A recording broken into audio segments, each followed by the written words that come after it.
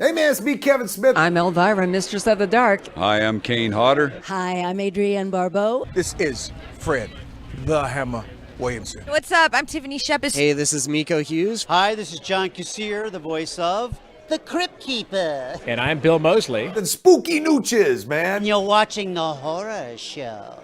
The Horror Show. The Horror Show. The Horror Show. The Horror Show. The Horror Show. The Horror Show. The Horror Show. The Horror Show. It's nothing but joy. Welcome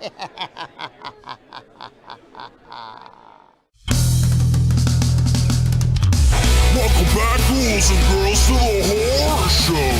Slam a drink, grab a seat. It's news with booze.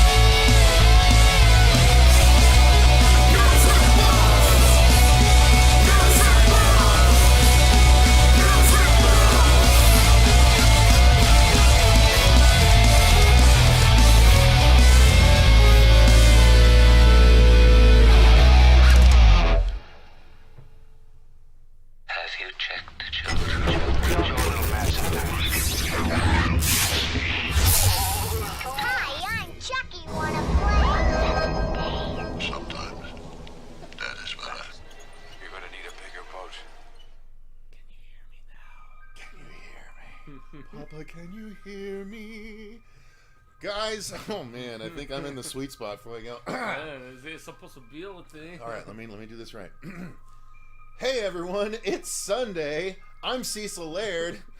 Gracias, I'm Jaime Fuego. And welcome to the Horror Show News with booze. Yeah, my booze doesn't like glow. Your booze is like clear. What are you, boozing water over there? Yeah, it's this seltzer shit that you guys know that I'm always drinking lately.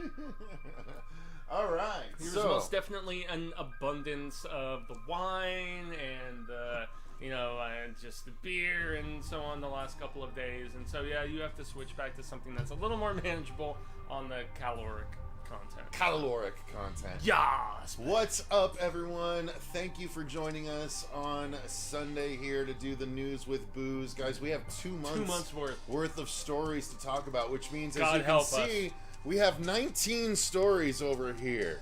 19 stories right over here that you guys can see yourselves. Where right, exactly are right over there.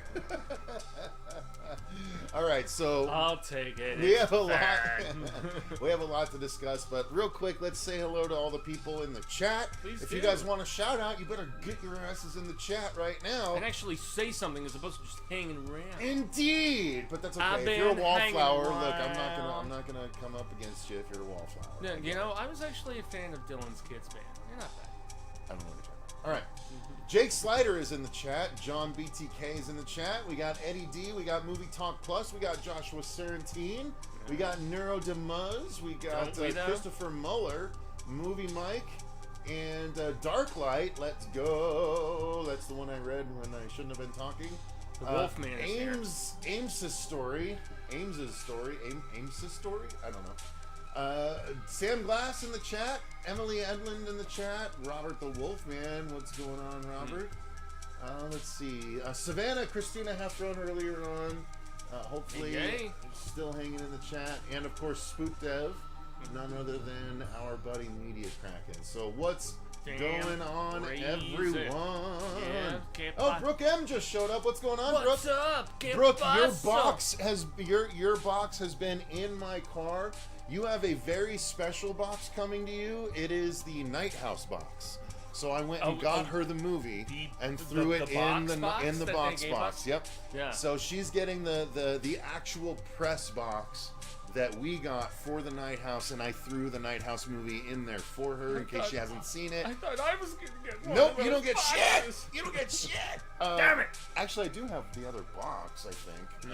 But yeah, no, you don't get anything inside of it. Right. I got we kept the lantern in one of the books. Of it. But yeah, Brooke, so I just need to mail it off, but it is coming. Cobra Kai, what's up in the chat? Yeah. Good to see Old school everyone. right there. Oh man, yeah. we got 30 people. What's going on? Yeah, guys, we got a lot to talk about, as you can see do. over here on the left. Sorry, I won't do it again. I'm sorry. Oh man. I'm in the sweet spot. I've had just enough. Sometimes you have to I've had just beat enough a booze red-headed right now. dead horse, and so that is no offense to any Red-headed dead horse gingers indeed. out there. Yeah, that's my phrase I've been rocking for far Awesome, too long. can't wait. You guys are the best. No, Brooke, you're the best. And Yeah. Brooke, I hope everything's turned out okay for you. I know some stuff happened, and obviously I'm Oh. not going to go into it, but I just hope everything's doing well for you. Everyone give well wishes to Brooke. All right, so Absolutely. Eddie D, they should do a Marvel Zombies live action. Honestly, if they have Could done, they- if but- they've but could gone they so do it far as, faithfully? if they've gone so far as seeing that one episode of the Marvel Zombies What If was worthy enough to make We'll an get to entire it. We'll get series to it. out of We'll it, get to I it. think absolutely. And especially now that we've introduced the Marvel multiverse. Okay, but Darren- who's to say we won't get Marvel multiversal tales and give You us the already- live you action already Marvel have- Zombies? You already have my gears turning in my fucking The thing head. is, you can't do Marvel Zombies without the Fantastic Four, so they have to introduce the Because that's where Fantastic they Four. originated. Yes, Yeah. well, in the Ultimate Fantastic Four universe. Yeah. So yeah, they need to do the Fantastic Four first Okay, before but they can do a offshoot of like a What If Marvel Zombies in live action. But the I thing think that they would- could absolutely do Okay, it. but I can't hold back because I'll forget about this if I'm drinking this huge beverage or whatever, but they would have to do it on Hulu. Jake, they're not doing a live action. They're doing a Marvel Zombies animated series, Yeah. continuing based off of that first episode that we got during the first season of What If. Exactly. So it's Jay gonna be Nightmares, what's going on? Fuck yeah. 1.79 pound. Appreciate you guys. Thanks for the Yeah. content. Of course, Yeah, most thank definitely. you for watching Jay Nightmares. Yeah, it That's a helps new us- name for me. I it- don't recognize the name, so It forgive me if helps you've us been keep around the for a lights while. on, and also Indeed. Jay Nightmares. If you have like any inclination to let us know Well wishes, where Brooke, you're absolutely. from, how long you've been watching, all that different stuff, we totally appreciate that. But I think that you can't do Marvel Zombies unless you put it on Hulu and you somehow sequester Greg Nicotero or somebody from his team. You can't do it on Disney Plus. You can't do that show live action on Disney Plus and do it justice. So that's just my estimation. So yeah, I agree. But so guys, we have a ton to talk about. I know. That's so- why we're jumping the shark. I think a little I bit. didn't know it was It's that. like, He didn't know it was meh. animated. I liked it, but I really want a live action. I don't think it's Yeah. out of the question. It's not. It's just it Oh, I won't would be for lo- another I 5 would years love or to see so. it. Oh, I would love to see it. Yeah, Probably but won't if be you- for another 5 years. Yeah, probably not. Okay, so let's get into the first story, Fuego. Let me cruise on down. So everybody Story loves number 1. Everybody loves Squid Game, right? Everybody seems to I love be Squid Game. loving Squid Game. I mean, I thought it was pretty good. I there were enjoyed some, it. There were I some love this predictable show. aspects about it. We did discuss it slightly at length in our last monthly review roundup. We were originally going to do like a singular, just individual video, but times in October are very tough for trying to actually find time. But yeah, it has been no surprise to anyone confirmed that there is a second season, and as the creator, Hwang Dong-hyuk, said, there's been so much pressure, so much demand, and so much love. So he's like, it's definitely happening. We're just trying to figure out where the story can go, and they're not wanting to rush it. And I think that that is a very wise sort of approach. Well, production on the first season took 2 years. Yeah, So at the very no least, shocker there we're whatsoever. in for another 2-year wait here before season 2 comes. Well, yeah, but look how long obviously, it's the biggest show ever on Netflix, so of course they're going to do a season 2. Yeah, most definitely. And that's why also the other little script that we have up here is that they're even We won't talking... spoil, Jake. We won't spoil it. No, we're definitely not spoiling it. But I mean, if you've seen Red Light, Green Light, you know that it is a show where people are killed and Yeah, life everything and is death, crazy in that kids regard. games. Yeah. But there is also, after the show with its 111 million global views upon its debut, and that was almost double of what The Witcher did. So which is just crazy. There's also a video game involved as well. To that point, though, although we don't know if it's going to be one of those little iOS, You said 111 million global views on launch. On the first day. On the first day. So the funny thing is that Mr. Has it been Beast surpassed already? No, Mr. Beast on YouTube recreated Squid Games. He spent over $3.5 million recreating all the games, starting Every with single 456 people. Did all of them, except at the end they don't understand Squid Games, so they did musical chairs for the last game. But otherwise they did everything. They did the cookie bit, they did the tug of war, they did the bridge bit, like they did all of it. And he got, I think it was between 45 and 60 million views in the first day. It's a 25-minute video recreating it with just random people, 456 random people, and he gave away $456,000 to the winner. And he spent like $3.5 million on the video, and it got. He invested. But he got between 45 and 60 million views the first day it was up as well. So, point is, all these months later, Squid Game is still super, super, super popular. Of course, they're gonna do a second season. I must admit, though, I'm still not completely on board with the insane hype about it. Okay. You know, I mean, it's just always weird. It's honestly, it's not that much better than Alice in Borderland was. I quite liked Alice in Borderland as well. Not enough people are talking about it. If this many people are talking about Squid Game, I'm quite frankly surprised that this many people weren't talking about Alice in Borderland as well, because it's not far off. Well, this would... Okay, Alice in Borderland is arguably even more emotional than Squid Game. Since I didn't watch Alice in Borderland, it's though, great. Is that one more, or I'm assuming less, like just bright and inviting, like this show is? Yes. It happens much more in the dark, and at night, and like and that's where from a visual standpoint. But it does. It's this very similar thing. It's life and death games. And does it go for it from with the hide and first seek? episode? Oh yeah. Okay, 100% it does. Because that's what, from what I understand, a lot of people were hooked so hardcore from the first episode, Thank red you, light, Dr. green Gould. light, and all Yeah. that different shit. And the fact that there was so much bloodshed initially, and yet I've been, reading The Long Walk by Stephen King, and The Running Man, and I'm very familiar, Battle Royale, with death games sort of situations, and so maybe that's why I was a little bit more. I haven't done the Hunger Games thing. I watched the first one. I thought it was okay, but I know it's a similar sort of situation, and so that's where JP, new patron, honestly, in the chat as well. What's up, nice. JP? Oh yeah. Sorry. Yeah. No. I thought the biggest and most interesting thing for me about Squid Games was the fact that me, as somebody in Arizona, in America, saw a different, just viewpoint of culture, and so for that reason, did you watch sub or dub? I did a little of both, and then when I saw that they weren't as different, I did sub the whole way. Okay, I actually did the sub with the dub. Oh, really? Yeah. Interesting. So I could see the disparity. You could see the difference. Yeah, Oh. it's not as. I feel different. like focusing on that would pull me out of the show, though. No, it's not as different that often as you would think, and there's only very minute nuances to certain aspects of conversation, and with the exception of a few scenes, I don't necessarily think that all the griping was as, because I watched the same thing. I rewatched Cowboy Bebop, the anime. I'm making my way through it for the first time. Before I watched the live action. Oh, the live action gave me some troubles. I've heard.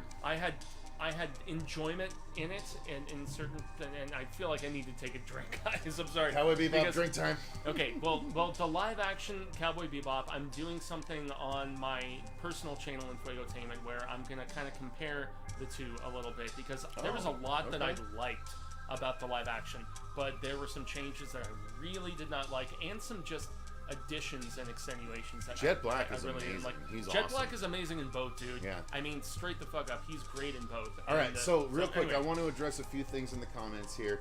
First off, Dr. Ghoul, come on, all of you, smash that like button. Why should Dr. Von Doomcock get all the likes? That's fair. I'm assuming you're Dr. Von Doomcock. Either way, Dr. Ghoul, thank you very much for joining us. I enjoy the name. I'm a big fan. Eddie D, so Squid Game is like Ninja Warrior? No, not exactly. Squid Game is basically about a giant group of people that have gotten themselves so far in debt that they involve themselves in this series of kids games where if you fail, you die. and everyone that dies, their prize money gets contributed to the overall jackpot that gets spread throughout the remaining winners at the end of the game. So it's a really interesting dissection of capitalism in society, as well as talking about the lower parts of society that are poor and are subject to these terrible things based on the rich aspects of society. Anyway, it's just a really interesting breakdown of that kind of thing, Eddie. So yeah, I definitely think it's worth your time. Emily says, I love Squid Game, but it definitely made me sad. Not sure I can do another season. Emily, did you watch Alice in Borderland? Because it's definitely something that you might like if you liked Squid Game. Jay Nightmare said, I'm England. Okay, hang on. We're moving pretty fast here. Yep, I was about to say. We have I'm 18 England, more and I stories. always try to watch your stuff live, but I can't always tune in. Big King fan. Nice. Sent an email a while back to Fuego. You guys make working at home bearable. Awesome, Jay Nightmares. Thank you very much. JP is here. Like I said, JP, a new patron member. Welcome, JP. Glad to see you here. Squid Game fell apart in the last 2 episodes, says Juan Martinez. I don't know if I'll be watching season 2, honestly, how much I dislike the ending. That's fair. I think the very last couple minutes, The I stuff agree, that's it's very... hiding with the brothers and... well, his ultimate decision to kind of walk away from his ultimate goal for the first season was a little weird. Not even that. I'm talking about the infiltrating police brother. Oh, that. Okay, yeah. I did That's not, obviously I not did done not either, like yeah. that element of the story very much. I But, thought, as Nero Damas says, I thought Squid Games was overrated. Still a good watch, but TV Battle Royale TV watched Battle Royale way back, but I understand why people are into it. Supposedly the guy that made it said season 2 would be more about the people in the red suits. I could see that happening, because you can't really repeat the format of the first season. It gets a little repetitive. And actually, dare I say, that's a very wise Baron approach von Mageddon, what's going on? in my estimation. That's a wise Corey approach. Novak, what's going on? Yeah, CK2D, what's Yo, going on? Yo, Lots of people, what's going on? Hell to yeah. Skyman clicked for the booby pinhead, yes. So Skyman, Because we actually have had a booby pinhead. yeah, we had a female pinhead at our last Did you event. queue up that photo? No, I should though. I can absolutely queue up that photo. But at the event where Fuego's other band, Nancy and the Nightmares, performed, which I still need to go through the footage of and do that as an episode, maybe I will show this. Okay, so the easiest way to do it would be to pull up Courtney's Instagram. Okay, so just as you're doing that, the biggest thing that I am most definitely down for if a second season is going to kind of flip the script and is going to look at the internal aspect of creating this Squid Game and everything. I would be very much about that. Man, they look so dope. All right, so let me just show you guys real quick. I'll pull up the screen capture so you can see. Boy. So just real quick, this is Courtney Lee, who has helped us numerous times on the channel. She was our Freddy, in fact, in the Dylan's New Nightmare trailer. She is a cosplayer. This is her on the left doing her female Pinhead at our event. We also had Mike Seifert here in the middle as Gunslinger Spawn, and one of Courtney's friends as a Cenobite here on the right. But Courtney Lee herself is on the left there, and I know there was one other picture right there. That's the two of them together. So yeah, we had our female Pinhead at our event. So yes, the Pinhead that we're getting is well, it's not just female. Are we going to jump to that story? Well, no, we'll get to it. You're right. We'll get to it. So all right, let me get rid of that. Okay, so bottom line, everybody, Squid Game Season 2, a definitive sort of thing, and they're also doing a video game, although we don't know if it's going to be They're investigating a video game. We don't know for sure that they're doing it. They're looking I would into imagine, one. okay, so you know that Netflix just recently launched their video game service, right? And then you can download it on iOS and on Android. I don't know if there's any Google or whatever sort of platforms, but you can get the Stranger Things games and anything Netflix and property related you can download and play right on your device. And so I've been playing Stranger Things Season 3, and it's throwback fun. It reminds me of the Gremlins game. Oh yeah, that I played back in the day, you know, where it's like that above sort of like, you know, move around and shoot and fight sort of shit. So, but yes, more Netflix news that we will be jumping to. All right, let's do it. Kind of becoming one of the biggest names on Netflix. I mean, he's not at Squid Game levels, but as far Mike as Flanagan, consistency and as far as multiple projects. So Mike go, Flanagan, if you guys didn't know, he's the man behind The Haunting of Hill House, The Haunting of Bly Manor, as well as Gerald's Game, Hush, Absentia, Midnight Mass, of course. So he is a huge name on Netflix, and his next project, the next thing is a part of his deal that he made, right? And that is The Fall of the House of Usher, which is an adaptation of numerous Edgar Allan Poe stories. Yeah, so it's going to be. I mean, like who else is better to do this? Honestly, it's going to be like an amalgamation of all of the different stories, and or at least that they decide to cherry pick, and that's exciting to me. So you can take Telltale Heart and you can mush it in some weird way with the Raven, and there's so much that you can do. Or and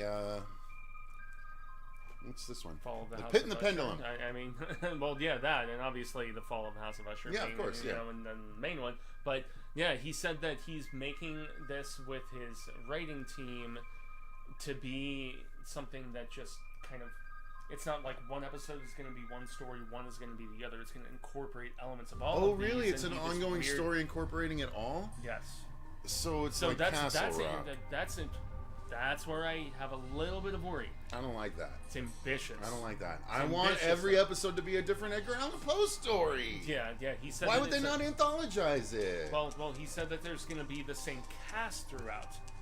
So, but it's gonna incorporate, depending upon the episode, more elements from.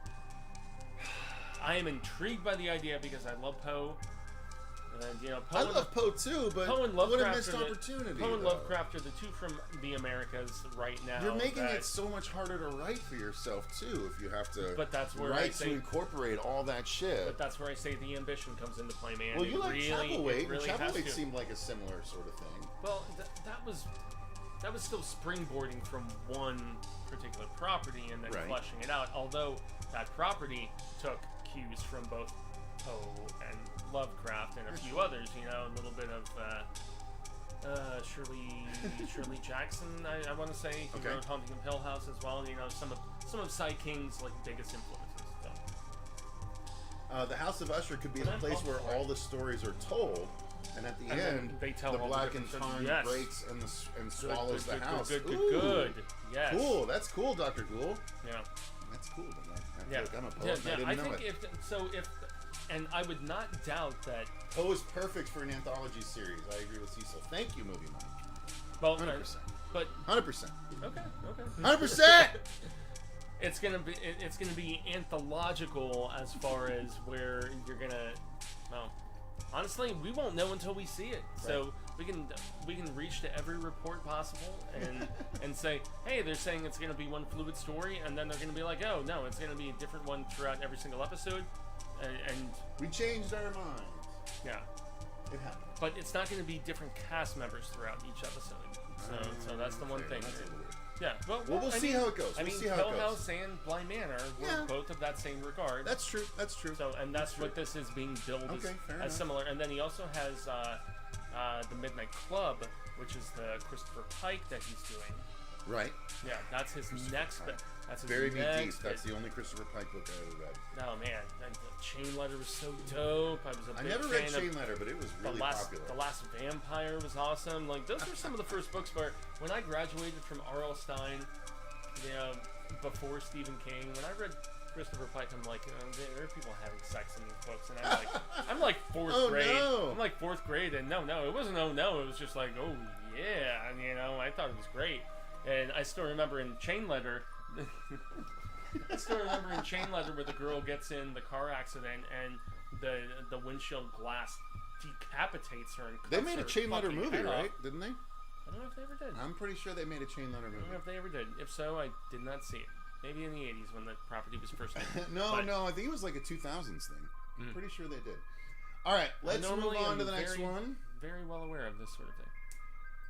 Okay, so Blumhouse and Ryan Murphy are developing a film adaptation of Stephen King's short Mr. Harrington's Phone for, guess what? Netflix. Yeah, surprise, surprise. So this is one of the stories from Harrigan's phone. If It Bleeds, right? Or what is it called? Yep, it is the first story in If It Bleeds, which was You the did most an If recent... It Bleeds review on Hello Stephen King, correct? Yep, it's here on the channel. Okay. And so that's 4 different stories. One, the title story was another Holly Gibney, bless her heart. And that's me very much making the Southern reference. She's been used too much by King. He's got such a boner for her over the last few years. I don't really understand why, but she's interesting and engaging, and she's even been put to screen in 2 different incarnations in the last decade too.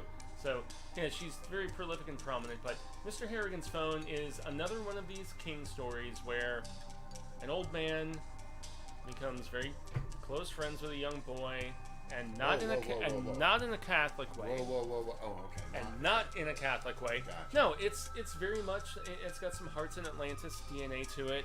And anytime that King has that sort of relationship, it's written endearingly. And I really think it's because of the fact that King, his father, ran away when he was a little kid, and so he never really had much of a relationship. And so he's talked about, grandparents and older uncles and things like that, that he had that sort of just male role model that he got to connect with. And so the good thing about this one is that it's technology based too, and so it's about this kid who convinces this older guy who used to be very prominent in trading stocks on Wall Street and doing all this other stuff.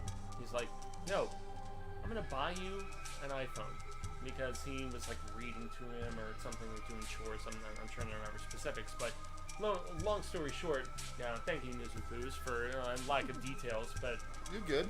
But the biggest bit is that he gets him this iPhone when iPhones were relatively new, and he becomes supremely addicted to it, and he's able to read, the New York Times before it even reaches his doorstep. He's able to see the constant changes on Wall Street through the stock market, and he's like, man, if I could have only understood back when I was younger, and had this sort of tool. Yeah. But the otherworldly aspect that we expect King to implement is that, so after Mr. Harrigan finally dies after like a couple years or whatever, our lead character puts the cell phone in there in his casket, and then he starts just trying to call and getting voicemails, and I'm really trying not to spoil it, because even that stuff happens relatively late in the story. And so you're gonna get Jaden Martell. I'm trying to, I had the phone right here so I could make sure I'm not mucking on, but essentially dude who played Big Bill in the new version of it. Sure. He is our kid. Okay. He is our lead, and then it's also going to be him and all right, Fuego, don't muck around too long. And as Josh used to say on Heavy Metal Television, we're losing ratings. Oh, come on. Goodness Lord. Okay, so I was correct. Jaden Martell. Okay. And then Donald Sutherland is playing Mr. Harrigan. So we have 2 terrific leads already in place, and then also Donald Sutherland seems like you should have retired by now. Well, he's still doing it. And then also the fact that we have Ryan Murphy, and Blumhouse, and with John Lee Hancock. Wow, weren't we just talking about John Lee Hancock? No, that was a different John something. Yep. Okay, but The Blind Side, which was a terrific Oscar-winning drama that starred Sandra Bullock. Yeah, exactly. Won her an Oscar and everything. And so there is so much talent in place for this. Netflix has really, in my estimation, never done wrong for a King property. 1922 was awesome. Gerald's Game was awesome. And even the stuff that was very evidently inspired by Stephen King, like Midnight Mass, that, our beloved Flanagan just did. I'm super stoked for this. And, it's not one of my absolute favorites as far as like groundbreaking storytelling from King, but just to see it visually done when there's a lot of other stuff that is just being remade, like Salem's Lost being remade, and Tommyknockers is being remade, and Christine's being remade, Firestarter is being remade. Yeah, if you're gonna do a new Stephen King story for screen, I'm much more about that instead of re-envisioning. So, okay. Yeah. Just to catch up so on there the we chat, real quick, we got a super chat from JP. Are you two watching Yellow Jackets? It's crazy so far. No, not yet, but I know we will get around to it, right? Yeah, that's a new one with Christina Ricci. Yeah, we'll likely get around to it as part of a roundup at some point, for sure. Yeah, I now was as really far as about the that chain too. letter thing, no, I'm not I'll talking get about some Fear.com. Get some clarification. There is an actual movie called Chain Letter Okay, from but is that, 2010. Yeah, but is that based on the Christopher Pike it even has story? Brad Dourif in it. Pass it on or die. Okay, but Yeah. it's a very common trope, though, and Well, so... all right, I don't know. I'm not going to do research in the middle of our I'm news just with asking. Booze Fuego. All right, so they're either really good or really bad. There aren't many middle of the road, says Skymin. There's 3 episodes out. It's on Showtime. I think I skipped ahead a little bit. King adaptations are so hit and miss for me, says Movie Talk Plus. No, rightfully so. Starting to lower my expectations to the films, okay? Lowered expectations, but that's the thing. We lowered our King expectations so much in the 90s, and then with it, they were just ground right back up for whatever reason. Dr. Gould says, now that Creepshow is going so well, we agree. We haven't touched on it yet, but in our next review roundup, we'll talk about season 2 or 3 rather, and we liked it very much. I talked a little I think it's bit about time. We about didn't that. talk about it very much. No, on my most recent video where I discussed. The comic. Yeah. I also talked about if they're like retaining the spirit of the series, and also, I'm going to pose you this question since you weren't there for me. Obviously, it's a brief one. No, it's very minimal. Who do you think Creepshow at the end of the day belongs more to, Stephen King or George Romero? Because they conceived it together, Romero directed it, and King wrote it. I mean, I would think it's equal then, but it feels more like a Romero thing than a King King has thing. distanced himself more so with. Yeah. I mean, they've adapted. It a few feels of the more like a stories, Romero thing than a King thing. You know, yeah, I agree. All right, so Anyway, sorry. Thank you for giving me No, the answer, 'cause I that's was fine, really yeah. curious about it. Movie Talk says, so true. I was low on King for a while, then we got It 2017. Got excited, then we got Chapter 2. I love Ryan Chapter Murphy 2. never knows how to end an American Horror Story season well. I think you should watch Double Feature because with the 2 different stories, honestly, I feel like it worked really well. I liked Double Feature quite a bit. I liked the first story, I liked Red Tide, and then I also liked the Alien story in the last 4 episodes. It was 6 episodes and 4 episodes. I liked it better than American Horror Stories, the 7-episode anthology season that 3 of the 7 episodes were Murder House episodes, so it was really only 5 different stories. And yeah, that's a good thing for me to jump into because I thought he ended Murder House very well. I felt like stories. Murder House. Oh, I thought the first season. Okay. I thought he ended the first season very well and very satisfyingly. Yeah, personally. Fair enough. You know, I mean, more so than with like the Bitchcraft season where it was like 2 different seasons and all that stuff. I mean, I don't know. I even think Roanoke was ended pretty well, despite the fact that it was 2 different halves of a story. It's something he's very I'm fond. trying to sneak in. It's something these fucking chips. flaming hot chips, and they're really hot for me because I'm a pussy when it comes to heat. Well, at least you're not doing a film commentary. We're doing the right? 1 chip challenge, I think, for maybe our Christmas live stream because. Oh, delightful. Yeah, Robert, you're in the chat. 1 chip challenge, baby. We got to get it done. By the way, Robert says Yellow Jackets is dope so far, so there you go. Yeah, they had the first People episode. curious about Yellow Jackets. Robert's watching. I still think the first episode I believe was initially released for free on YouTube and on a couple different streaming platforms. It's a Showtime show. Michael M says, I think Double Feature was better than American Horror Stories also, but I still think the endings are weak. That's fair. That's fair. All right, let's move on to the next story. So was American Horror Stories, was it going for like the EC Twilight Zone, so not like we have to have like a twist ending? Kinda, like, yeah. It was one of those kind of things, yeah. I'm into that though. One of them was what, like, it made you think it was going to be a werewolf show episode. But I remember it was not. Yeah. I remember you and Robert specifically being just like, yeah. Robert says, "Fuck those chips." This is just 1 chip challenge. My Christmas just got so much better. Yeah. We're going to be doing likely a Christmas or a New Year's Eve live stream, and we'll be probably doing it on one of those. I hope we get more Neil McDonough on AHS. Yes, Neil McDonough played, was it Roosevelt? Whoever he played, it was the one that made the deal with the aliens that ended up screwing humanity. He was so good. He played the Tyrant, character in Resident Evil, the new Resident Evil. Honestly, That I like actor. that. I like that actor a lot. He's got these very piercing That's Neil eyes. McDonough. He's Yeah. got these piercing eyes, man. And Piercing seriously, eyes. yes, he does. He's got those piercing eyes. Yeah, no, JP, I don't think I'm gonna have to figure out a way to get these guys to do the one chip challenge, but not do it myself. Because I agree, I will die. If this hurts me, the one chip challenge will literally kill me. You don't have a chance, mofo. I know it's gonna be really, rough. All right. If you can, Sam, agreed. If you can find a copy of that Playboy anthology of horror, grab it. Classic horror tales in that, including the original version of Ray Russell's Dr. Sardonicus. Are we talking same class? Yeah, that's Sam Glass. And of course, the Playboy anthology of horror. Sam, you a sex-driven boy, man. I like it. I like it. That movie you're having us review, Tennessee Gothic. Tennessee Gothic. That was, is a sex-filled movie, sir. Good that is Lord. okay. Fuego and I are like a little uncomfortable at how sexy that movie is, and I've only watched the trailer so far. And it's very like, it's like, okay, you get some carnage at the beginning, and then you have goofy like backwoods sex for like 80 minutes, and then you go into what we get at the very end. And I'm just like, man, look, you can't rain on Sam's parade. Sam, I thought we were friends. You're trying to troll us here, man. Like, goddamn.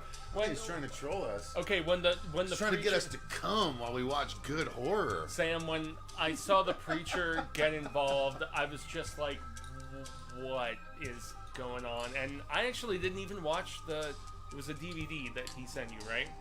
Yeah. Yeah, Blu-ray. It was a Blu-ray. I rented it on Vimeo, just to support the filmmakers and everything. 35 minutes in on topic number 3. Yes, movie mic gets more booze. Yeah, I know. Good Lord, right? I still have to get my ass home. Anyway. we gotta get it going. All right.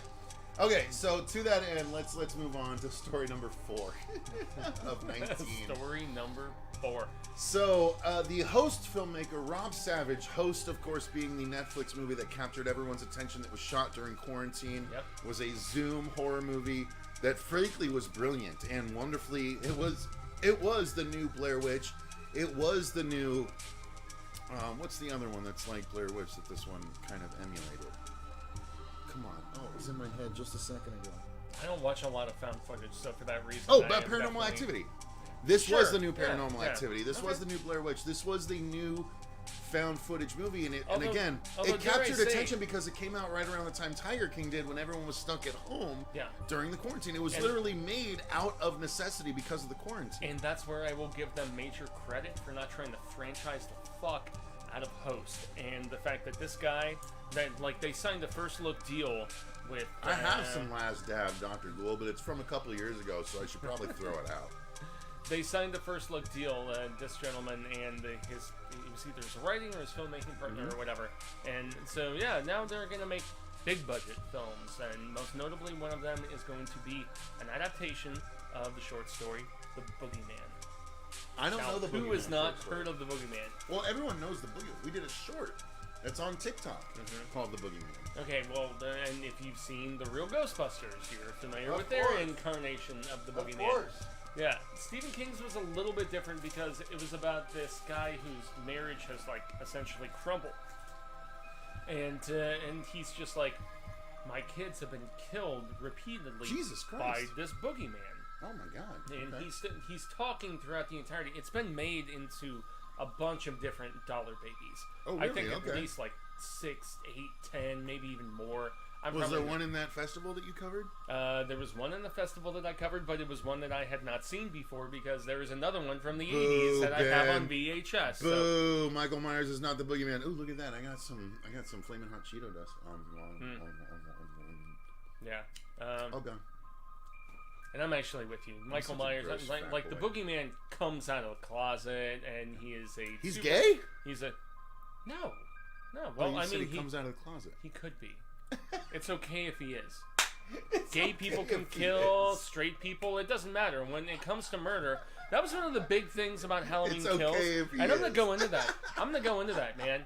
You know, I have so many straight friends and so many LGBTQ friends. It's like, Halloween Kills, like, why should you be upset about a gay couple being killed when so many other straight people are being killed?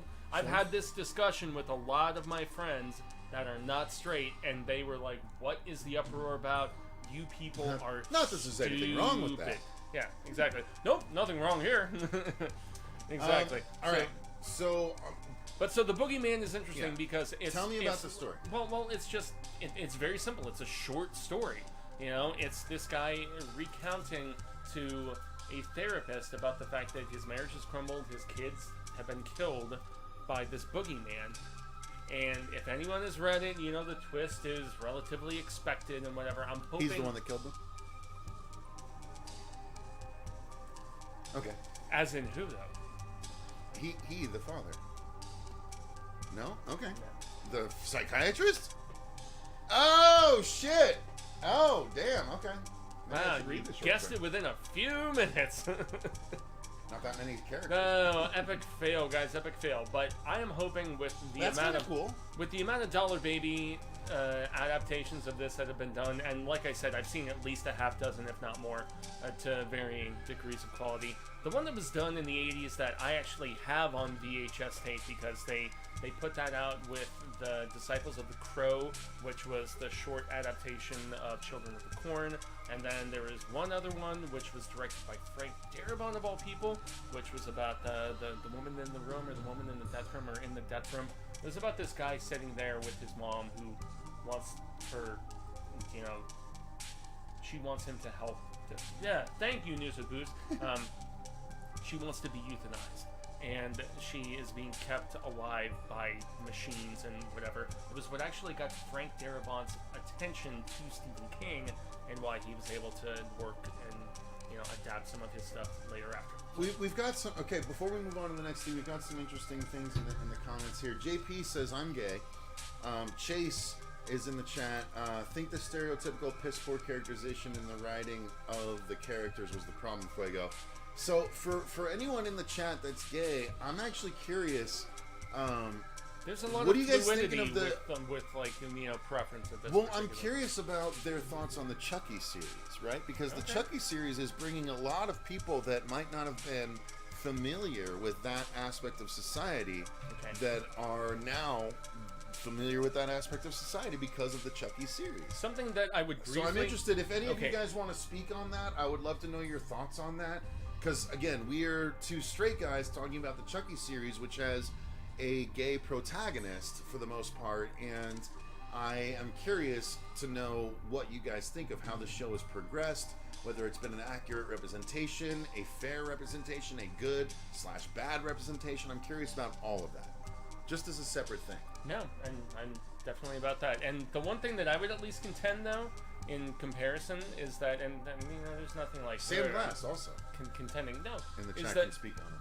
I have been friends with a lot of gay men specifically, you know, because of the fact that I worked in the Clarendon district, which is kind of considered the neighborhood as we love to call it, and no, and we belovedly call it in downtown Phoenix. And I met and became acquainted with a lot of men who embodied stereotypes deliberately, though. You know, it was almost like kind of a awesome performance sort of thing. And so just because I haven't lived the life, I have been around and interacted with so many where it was almost like a badge of honor to up your queerness a little bit, so to speak, regardless of whether you were, you know, like a little twink, or whether you were like some brutal bear or whatever, then, you know, hairy dude or whatever the hell. I've met everybody in this regard, and so I am so not being derogatory in every event, but I did not see that film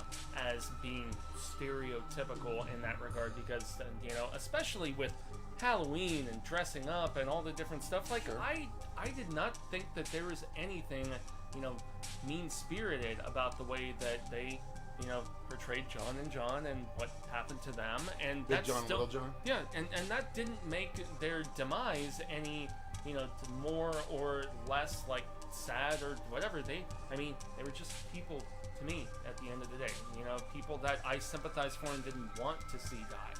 So again, I'm soliciting responses from people that may not be comfortable or wanting to respond. So we'll move on. We've gone on a tangent. But I will say that Sam says this is the most personal view that Don Mancini's put out there since he officially came out, and I'm here for it. JP says it's amazing to see young people able to be themselves and be gay without enormous hate from others. For sure, something I didn't have. So that's fucking awesome. Black Gay Comic Geek covered Chucky too, and I think he gives an interesting perspective on the show, says Vera Morris. I'll have to check that out. I love that.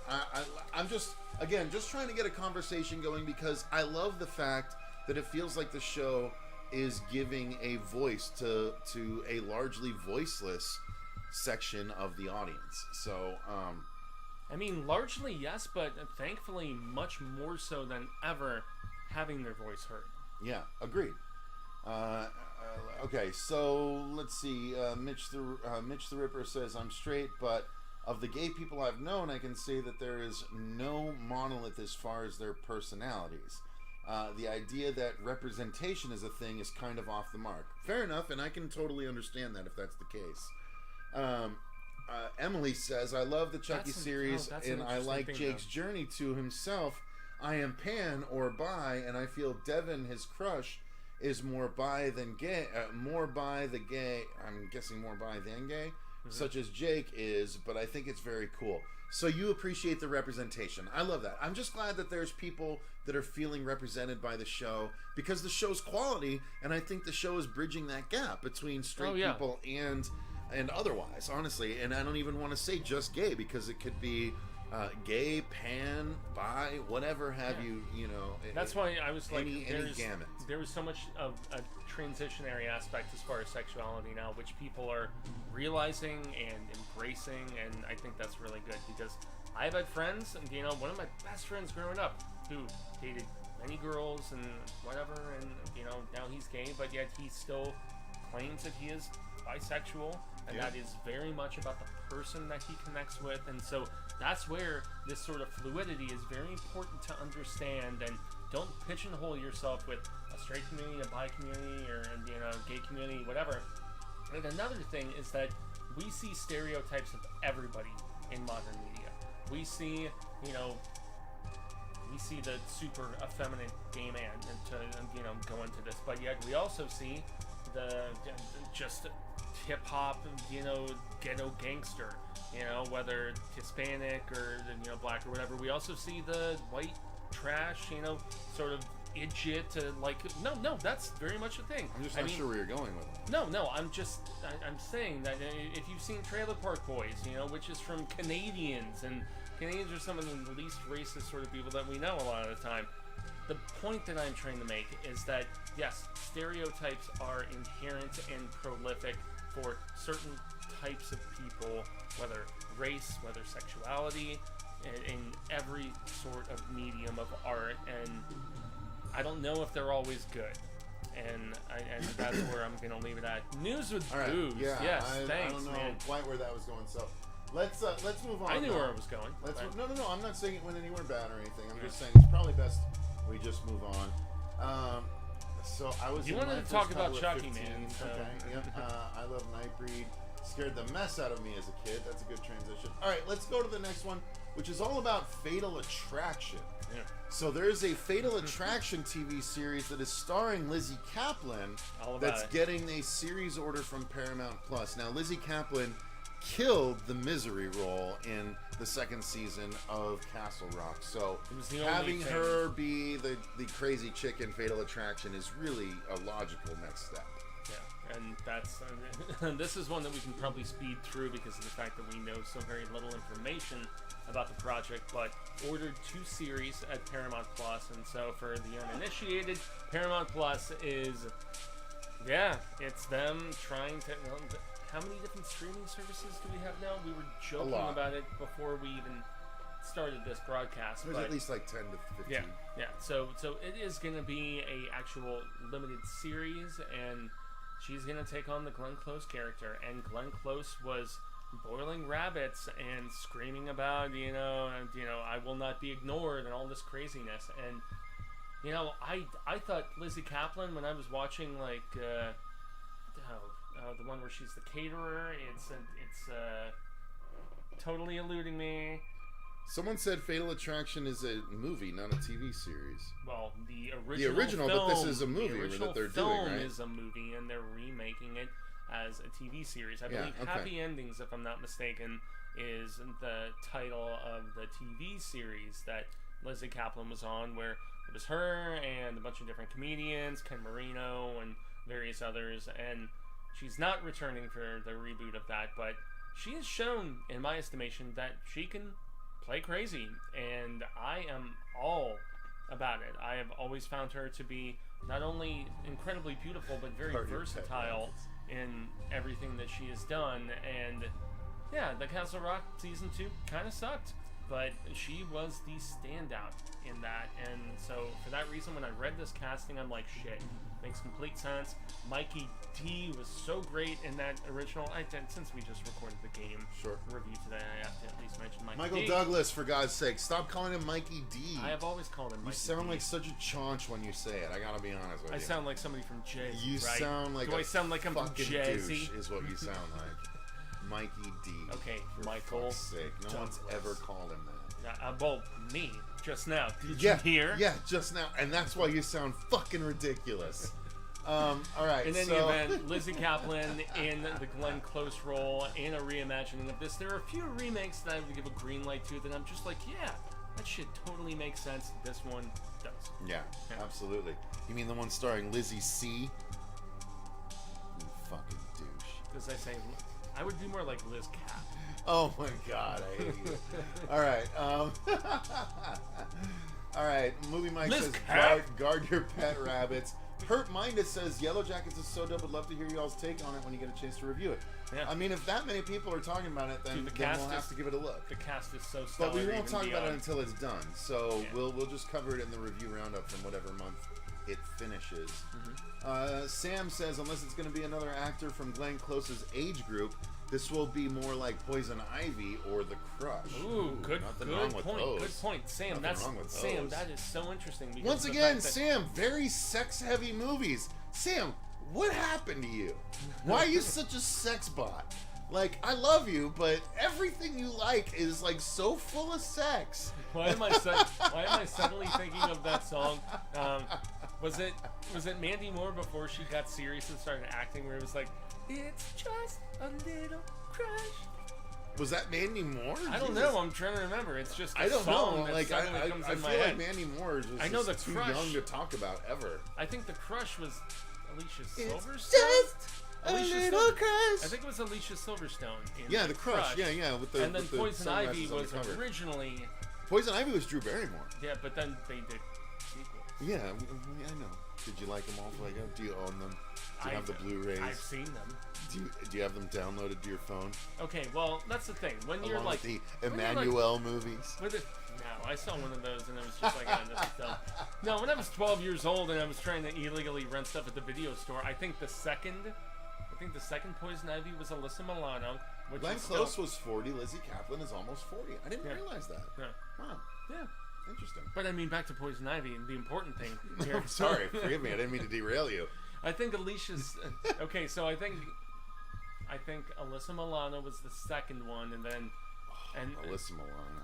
Yeah, I mean Embrace Alyssa of the, Milano Embrace of the in Fear Vampire. was just Embrace like- of the Vampire though. It was a stupid fucking movie. But, And Mark Wahlberg smacks her ass. But then the third one, So good. was Jamie Presley, who went on to do The Ringmaster, and then also My Name Is Earl. And the Jerry Springer movie. Yeah, The Ringmaster. Oh, that's what it was called, The Ring. called. Oh, I'm Yeah, so yeah, the sorry. fact that I know the I'm name of so that sorry. It stupid was movie. called The Ringmaster. Sam, I called out Emmanuel, and even Vera. Yeah, Emmanuel. Yeah. Those of you fucking. If you had Showtime you or Showtime Cinemax motherfuckers. or HBO. You 2 a.m. Showtime bitches love Emmanuel just like me. but my neighbor did, and my neighbor was like VHS tape. All right. I'm gonna let something out here. I'm gonna tell a bit of a personal story. Hey, I'm gonna One of my, if I should say, my young man growing we all have things. We all have moments that define us. Right, moments that define us. Yeah. I gotta say, the sexy women in downtown The movie that ends in someone getting ground up in a wood chipper had some strippers in it. That's the earliest boobs I can remember. Oh my seeing. goodness! I'm glad that all my fond memories do not involve death of those. Oh women. no! I Like, mean, they holy didn't. shit. The girl with the boobs didn't get grinded up. I'm just saying the movie ended with someone. No, I see, it had I two see. memorable moments. It had the strippers with the boobs. You are and forgiven. then- You are forgiven. And the leaf. The wood chipper. I was like, Jesus Christ, because I'm remembering. Yeah, the no, the naked women no. got thrown into a wood chipper, so it was real memorable. because it is of the season, and dude, the Silent Night remake is so brutal and fucked up and sad in that bit. Remember the girl in Silent Dude, Night? I am hitting all kinds of bells with Emmanuel. Everyone's like, Emmanuel, oh shit. Okay, but remember the bit? It's still the most disturbing scene in the entire movie for me. It's the scene in the Silent Night remake where the girl is making like the little low-budget porno or whatever, and homie like pulls her out of the motel room, and then she's screaming and crying, and he throws her in the wood chipper. Jesus. It's one of the most disturbing things I have ever Good seen Lord. in my life. Yeah, You can that's find it fucked on up. YouTube. It's fucked up. Skyman says good old Skinamax. Absolutely. Yeah, and that was Ho time on Showtime. Says fucking Sam Glass. Absolutely. Jessica Alba in Idle Hands. Jessica Alba in Idle Hands has Although the thankfully single... she was classy in that movie. Excuse She did me. not I know show her we goodies interrupt off. ourselves an awful lot. I interrupt you a lot. You interrupt me a lot. But if there's one thing I will not tolerate being interrupted on is that In the topic Jessica of nudity. Alba had the best ass in all of cinema in Idle Hands. Period. Well, but I Period. will, End of paragraph. End of statement. There is no one that can say they have a better ass than Jessica Alba at the end of Idle Hands in her angel Halloween costume. okay, well, as we veer further from the news, I will retort with the fact that Allow me to retort. I am very happy with the fact that my beloved Nancy Callahan, who shared my last name because she was my future wife from Sin City, never showed off her goodies in any of those movies that I watched. Oh, you poor thing. No, guess we I should was. move on to the next She was story. a classy girl. Story number 6, an hour into it. I have to drive home. All right. Story number 6. Or do I? Another new spin-off. Okay, this doesn't have to take very long. Another new spin-off series called Tales of the Walking Dead is coming in 2022. This is a 6-episode series. This is separate from the Rick series that they're going to be doing, right? And separate from Fear the Walking Dead, separate from World of the Walking Dead. The World of the Walking Dead is what It's I done, hear right? That was they're- 2 episodes. yeah, There were 2 seasons in now. Yeah, 2 yeah, seasons so in that now. is like cut it out. Selma shit. Hayek has a better ass. I disagree, good sir. I'm actually with Robert. Oh, Yeah. you guys are wrong. Yeah.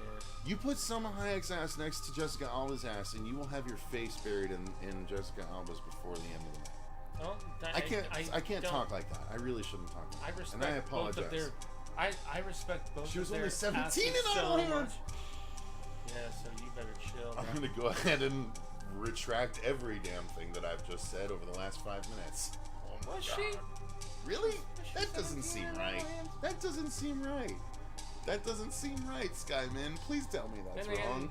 I was younger than that when that movie came out, so you know. Movie Mike, I've overdosed on The Walking Dead. I agree. J-Lo's Yeah. ass and Anaconda reigns supreme. All right, Sky. That's fair, Sky. All right. Anaconda is the shit. I was asked do for not- sure has the better ass. Yes, thank you, Okay, Jake. I still do not care what anybody says. Anaconda, with that cast and with the way they push the PG-13 Please rating, have a seat, Cecil. is so friggin' awesome.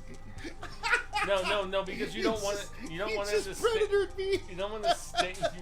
You don't want him to stand Have up. a seat, Cecil. Yeah.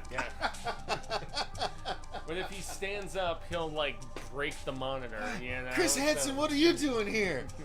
I hear you like Jessica Alba in Idle Hands. And I'm suddenly thinking of the South Park. Yes, Chris Hansen, where I he's do. just like- where I he's very much do, Chris Hansen. It's like, I think you should sit down, Cecil. Nancy Allen in Dress to Kill. Chris Maloney in Anything. Sam, do you want to go with any older? Why don't you just go freaking... We are losing Let's, our entire why don't you just female say freaking viewership Marilyn right now. Monroe and Some Like It Hot? How old can we go with your references, my friends? Like, let's really go for it at this point. Do you like Lucille Ball? Because, like, I'm sure we could get a nice... I'm not retorting to that. I'm all alone. I look to Fuego for support, and I'm out here. I'm out here on this walk all by myself. So, all right, I'm gonna stop. Well, I mean, I'm seeing Horror Struck 666. Hey, what's going on? Well, I mean, the thing is, I'm seeing Oh this my new God. Lucille Ball with, you know, the. Selma greater than Alba. No, bro, no. You're adding like 15 extra years. So more Walking Dead. She was everybody. born in 1981. Idle Hands was filmed in 1998. Okay, Sky, why are you trying to ruin... Like, it didn't come out until 1999. So that's okay, right? Fuego's gonna go against you. All right, we got to go around. I was born in 87, and so... Do you care about Tales of the Walking Dead? Well, I care about Tales of the Walking Dead. The Why? thing that... Why? Why do you care? Okay, because of the fact that I am officially a Walking Dead completist. Oh, Andrew's in the chat. I'm officially a Walking Dead completist. Okay, because I read all of the Did you watch The World Beyond? I watched the first season of it. You did watch the first season? I couldn't get past the first episode. I did, but the reason I watched You mean including their bullshit Coke ads and everything in the fucking post-apocalypse? But the reason that I watched it was because of the fact that you know they are tying it into what they are going to do with these sequel series, like with Rick. Are they really? And yes, that's the reason they set in, because none of that stuff is from the comics, right? Nope. Yeah, that's the reason they're doing it. They are trying to devise a way to make the series sustain and all of these spin-offs after what Kirkman wrote in the comic books. Bad news. Because you and I both know, because I just finished reading the comics, and you know, you read all of them as they were coming out. Yeah, they were more or less adapting the comics for a very long time and making their alterations, obviously. But then they started to really deviate when they were trying to expand with Fear and eventually with World and stuff. And so this is where they're trying to milk and figure out how they can continue, because it's a very viable IP for them. So that's the thing. And they're also even talking about a Negan spinoff too. Kirkman doesn't know when to stop. Yeah. Kirkman's getting paid from every new show that comes from this. Well, and strangely, why would he care? He just makes more and more. He gets richer and richer. He's basically Scrooge McKirkman at this point.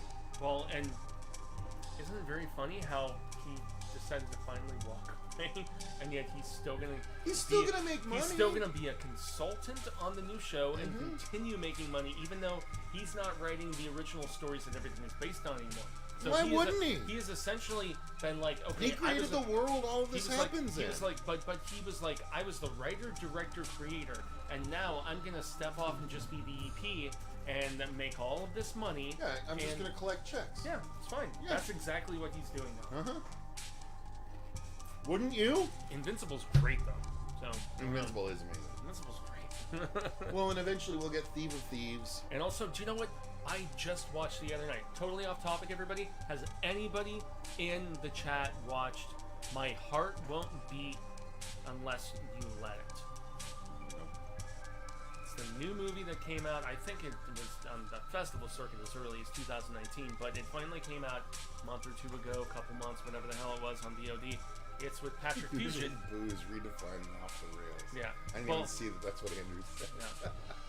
But it's with Patrick Fugit, you know, who was in a Robert Kirkman adaptation.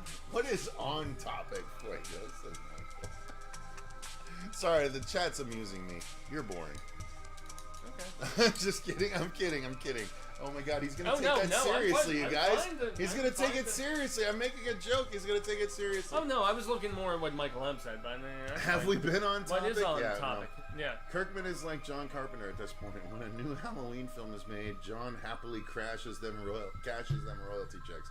Well, Carpenter did the score for at least 2018 and Kills. He got a little more involved. Yeah, he got a little more involved. Seth, what's up? Hey dudes, what's up, Seth?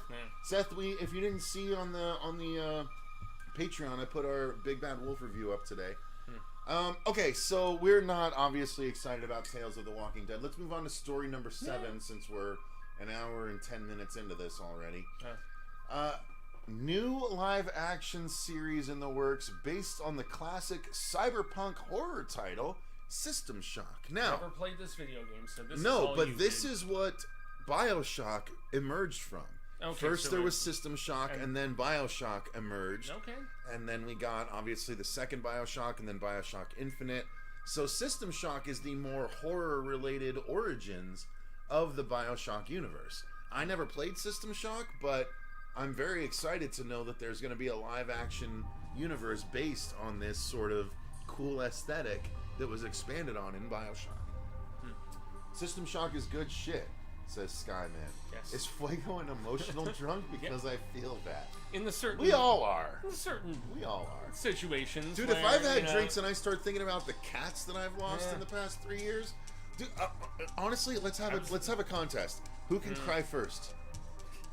Because it could be me. I can I'm not an literally actor. cry within 30 seconds. Because all I need to do is think about what happened to Lewis, or what happened to Lara or Tetra, and within 30 seconds, I will absolutely be crying.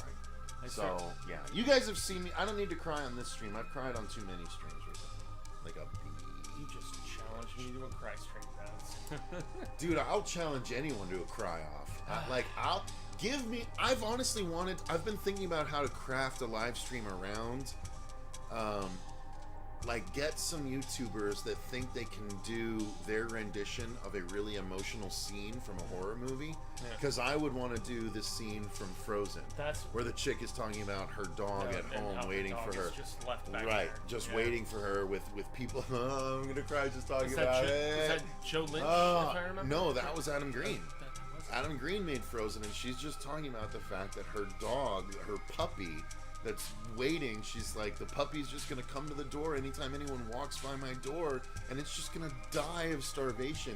And it's one of the saddest scenes in all of horror movies. So I've been wanting to do like a stream, like, who can recreate the saddest scene from a horror movie that they've seen? Who can bring up those tears? But it seems like a very self-indulgent stream, because I know I can do it really well. It's because the kind I of can. thing you would see in a acting class. Right, sort of right. can An acting actually exercise. Do about this. And Would any and of I you have guys to- have any interest in something like that? Because it No. feels very self-indulgent. Okay, on that's my part. that's the thing for me. I couldn't just like stand and just start crying, but if I had like a real vibe to go about, I want to see you go into a bar and get drunk and talk about your cats to everyone, says Boris Balkan. Dude, I'm not far from that point right now. If we get through these, the post-credits sequence could be talking about... I could be bawling talking about all three of the cats that I miss so horribly right now. Just the other day, I was walking with my family, almost crying thinking about Lewis. You're getting yourself prepped. I can even tell with your Dude, voice. it just doesn't take much. It doesn't take much for me when I think about my kids that I should have taken care of enough where they didn't have to die when they died. Ah, fuck. Alright. This review of System Shock is weird, says Andrew. This review of System Shock is weird. I love you. Oh, and movie There's no man- crying, Okay, that so is then, all. so I'm being Fair enough, Mitch the I'm Ripper. being officially ganged up on between Fuego Michael Lamb appears and Movie uncomfortable Mike. with the idea, so I say go for it. All right, fair enough. I better be there for this cry-off. I want to watch it. I won't be crying, but I'll watch. See, why would you watch? That's the point. Everyone loves a good cry. Not entertained? Like, Robert, why would you watch it but not want to be a part of it? Like that. Because like I get it. Because I'm here to it's hard. talk You and have to. fun, man. I know. you Well, but that's the so thing. If the stream is about that, if you're about tapping into those emotions to portray the scene from the movie, I was here. It's to have, not to make everyone. I was here to talking have about fun tonight. talking about I'm not, we'll like get there. the news We'll get there. stories I put This together. is. Oh, I'm sorry. Are we having a divergence? Is this the first and only one we've ever had? No, My God. No. All right, so all right, we'll talk about it a different time. I'm making Fuego uncomfortable at this point. No, it's been called So out System about- Shock became BioShock. The fact that they're doing a live-action series based on it is exciting. Happy. Hey, a good cry is good for you. Yeah, emotional outlets.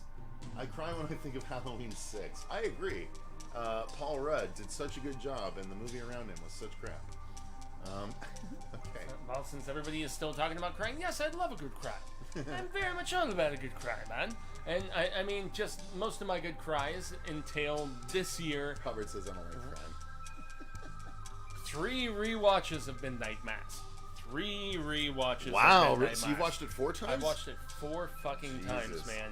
And Dude, I and not cried only at that yeah. centerpiece. That centerpiece conversation about what happens when you die. I'm like, if people I want me to dig absolutely deep, cried. which is another thing that with my uncle on the knocking on So you death's could get door there. You and could get everything, there. like, and thinking about my own sort of fears and everything, and when you're, I know I'm a few years behind you, but when you're like pushing 40 and everything, and you're thinking about how well you've taken care of yourself and what you've done and what is good and legacies and all this different stuff. Yeah, that is the sort of thing. And now I'm veering from the goofy into the serious. You want to get yourself to a point where you can cry on a dime.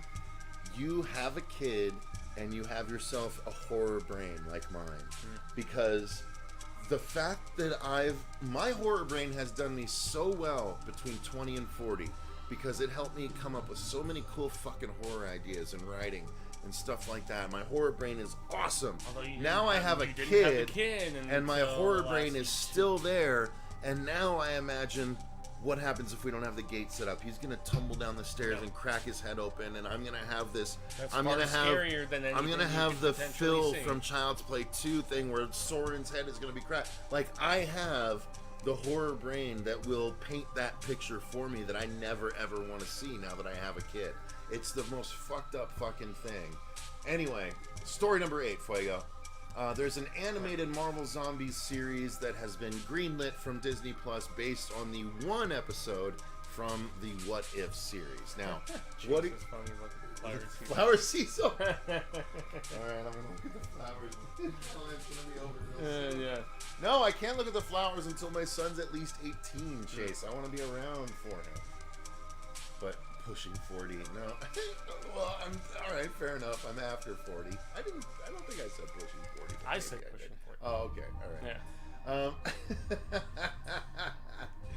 Anyway. Now I'm curious because I can barely. Sorry, the chat's making me laugh. But yeah, so I have all the Marvel Zombie comics up until like the most recent series, because they've done it so much. They've done it to death in the comics, but they've obviously never done it in any other medium. So the fact that we finally got an episode showing the Marvel Zombies was exciting, but there's so much more to tell. Yeah. If they're doing the Marvel Zombie series, then they're going to have to obviously go back to the origins of it and tell the whole story. Yeah, and that's exciting. And yet they still haven't even incorporated the Fantastic Four into this new Disney version of the universe. And so for that reason, then you're just like, well, where are we and what the hell is going on?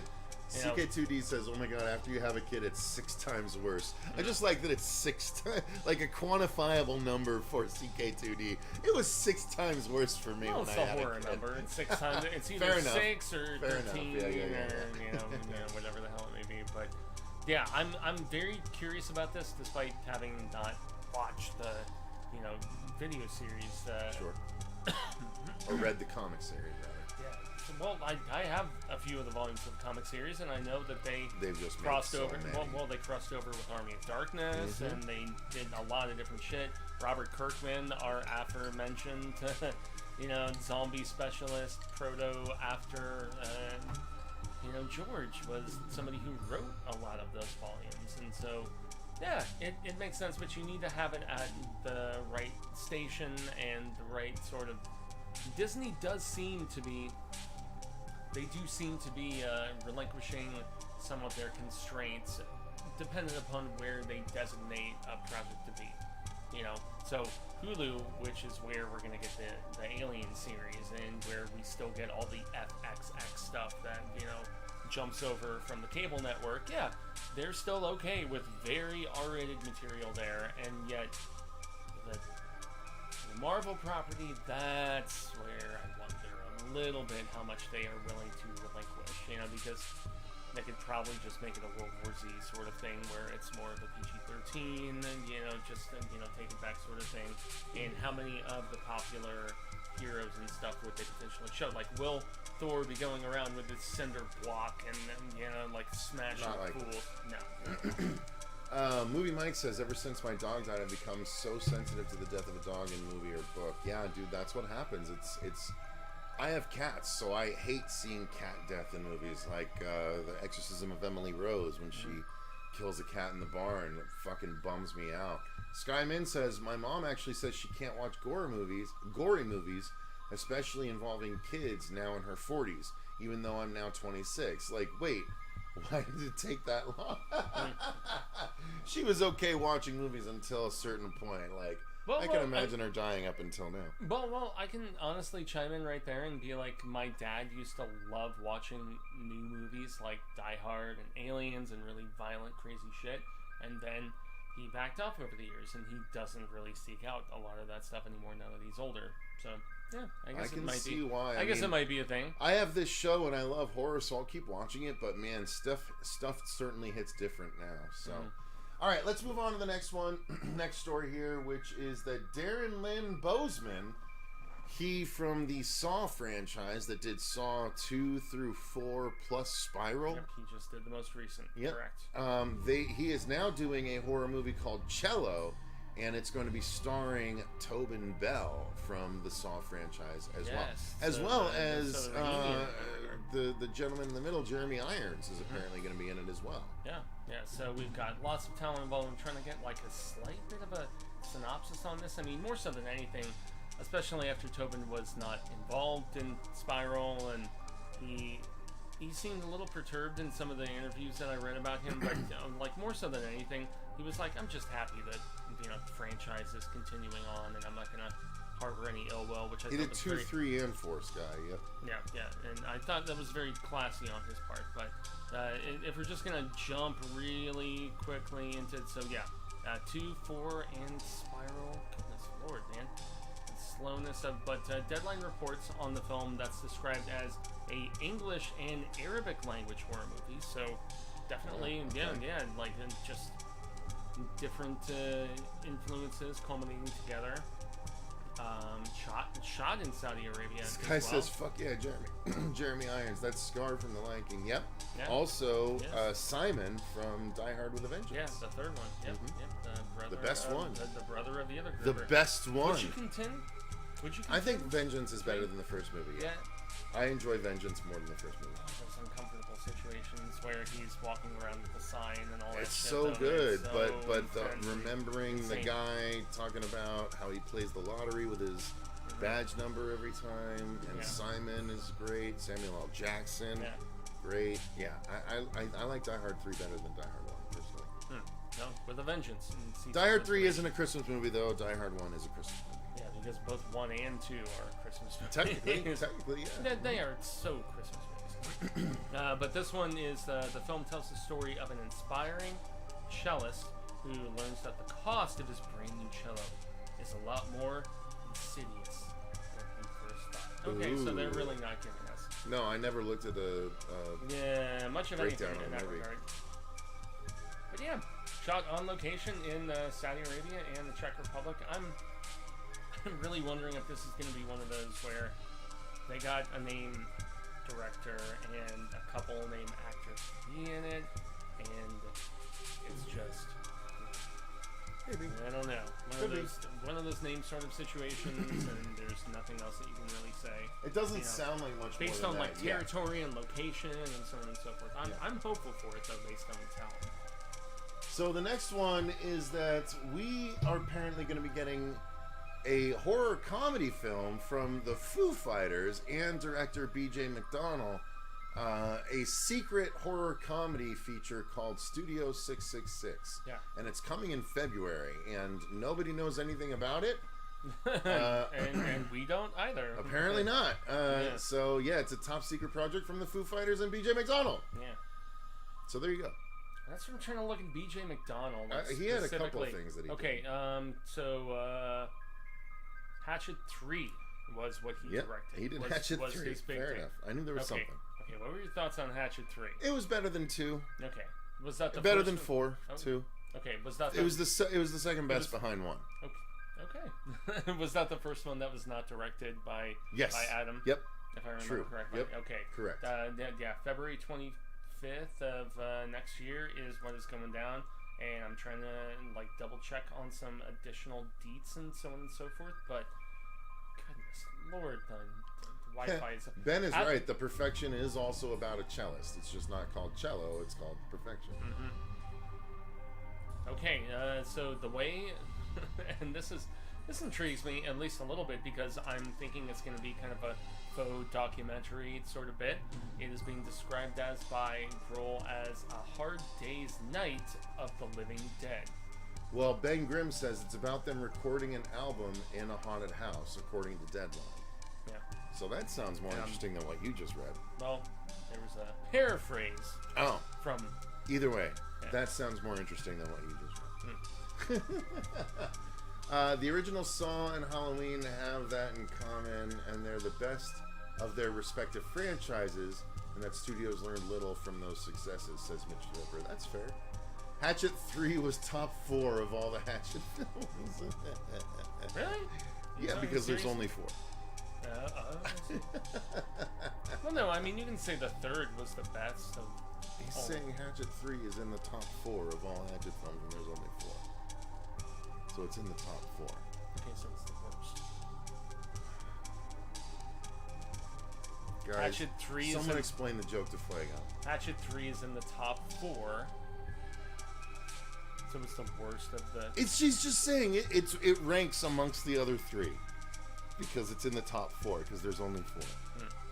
He's not saying where it places. It's just funny that he's saying it's okay, Fuego. It's okay. Go to sleep, sweetheart. Go to sleep. It's lost on me. Yeah. That's like I like the joke. That's like okay. I That's like the joke. That's like the Michael. equivalent of saying I'm with you. Hatchet 3 is a movie. It's not the same at all. But Hatchet okay. 3 is a movie Fair enough. in Hatchet 3 is a movie. Donnie sends in $1. The Hatchet franchise. Just sends $1. Hatchet 3. Hatchet 3 is a movie. Yeah, there's only 4 hatchets, so it's in the top 4 automatically. Yes, that's the joke. Yes, that's the joke.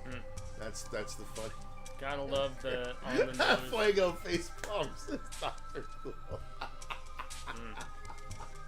Yeah. You know that airplane joke? Sorry, it's over your head. Oh, bless your heart, Fuego, says Michael. Yeah, I'm getting a lot of it tonight. And then even Sky says you've been drinking a night, sir. What do you guys want for news with booze? You know, I mean, there has most definitely been situations where people are like, man, you guys aren't sauced enough, and then there's been others where they're like Cecil or Fuego is just like not there. She's just fucking around, obviously. That's just really funny. You've been drinking a night, sir. Yeah. That's really funny. All right, so Fuego, let's cheers and move on to the next story. Sure. All right. I love being made fun of. It's the best. Who's on first, says Sam. All right, so, okay, but the next one is a big story. So Paramount Players, which is something I didn't even know was like a company. Paramount Players is like a subdivision of Paramount. And they are ones getting together horror stuff, and they are putting together a Pumpkinhead reboot. Are you reading comments or talking to me? Oh, about I am the definitely news? reading comments because the comment section is like ripping into me hardcore right now, and so for that reason, Don't feel bad, Fuego. Cecil has never won on an elevator. You son of a bitch, Mike. I fucking hate you so bad. But this is a different sort of situation, man. It's not a debate sort of thing. Drink more, Fuego. No. I both hate and love you, Mike. That's no, really funny. That should make you feel better, you son of a bitch. Skull! Okay. So, yes. No, the thing that's irritating about this evening is that I am actually not as much of. I'll go get us shot glasses right now, son. I don't necessarily think that is a wise idea. I don't think it's a bad idea. Guys, let's put it together. Let's put together a little... No.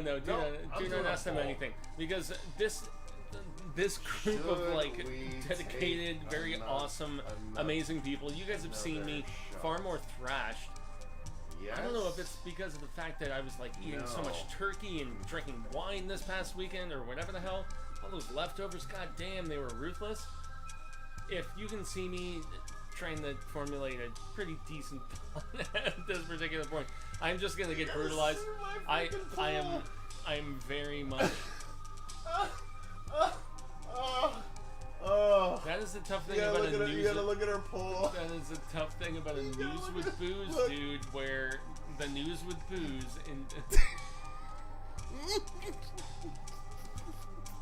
that is a tough thing when news with booze not only is coming on a holiday weekend where there was already a lot of drinking and amusement. and grogginess from all of the I'll be tryptophan back. turkey sort of thing. But Pete's, there was also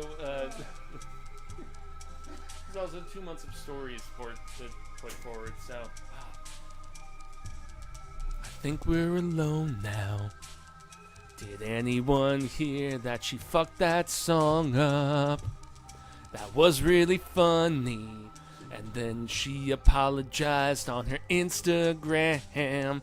Yeah, that Tiffany, I think her name is? Yeah, thanks, News with Booze. And I saw that on the Twitters, and she she had a very similar moment to me right now.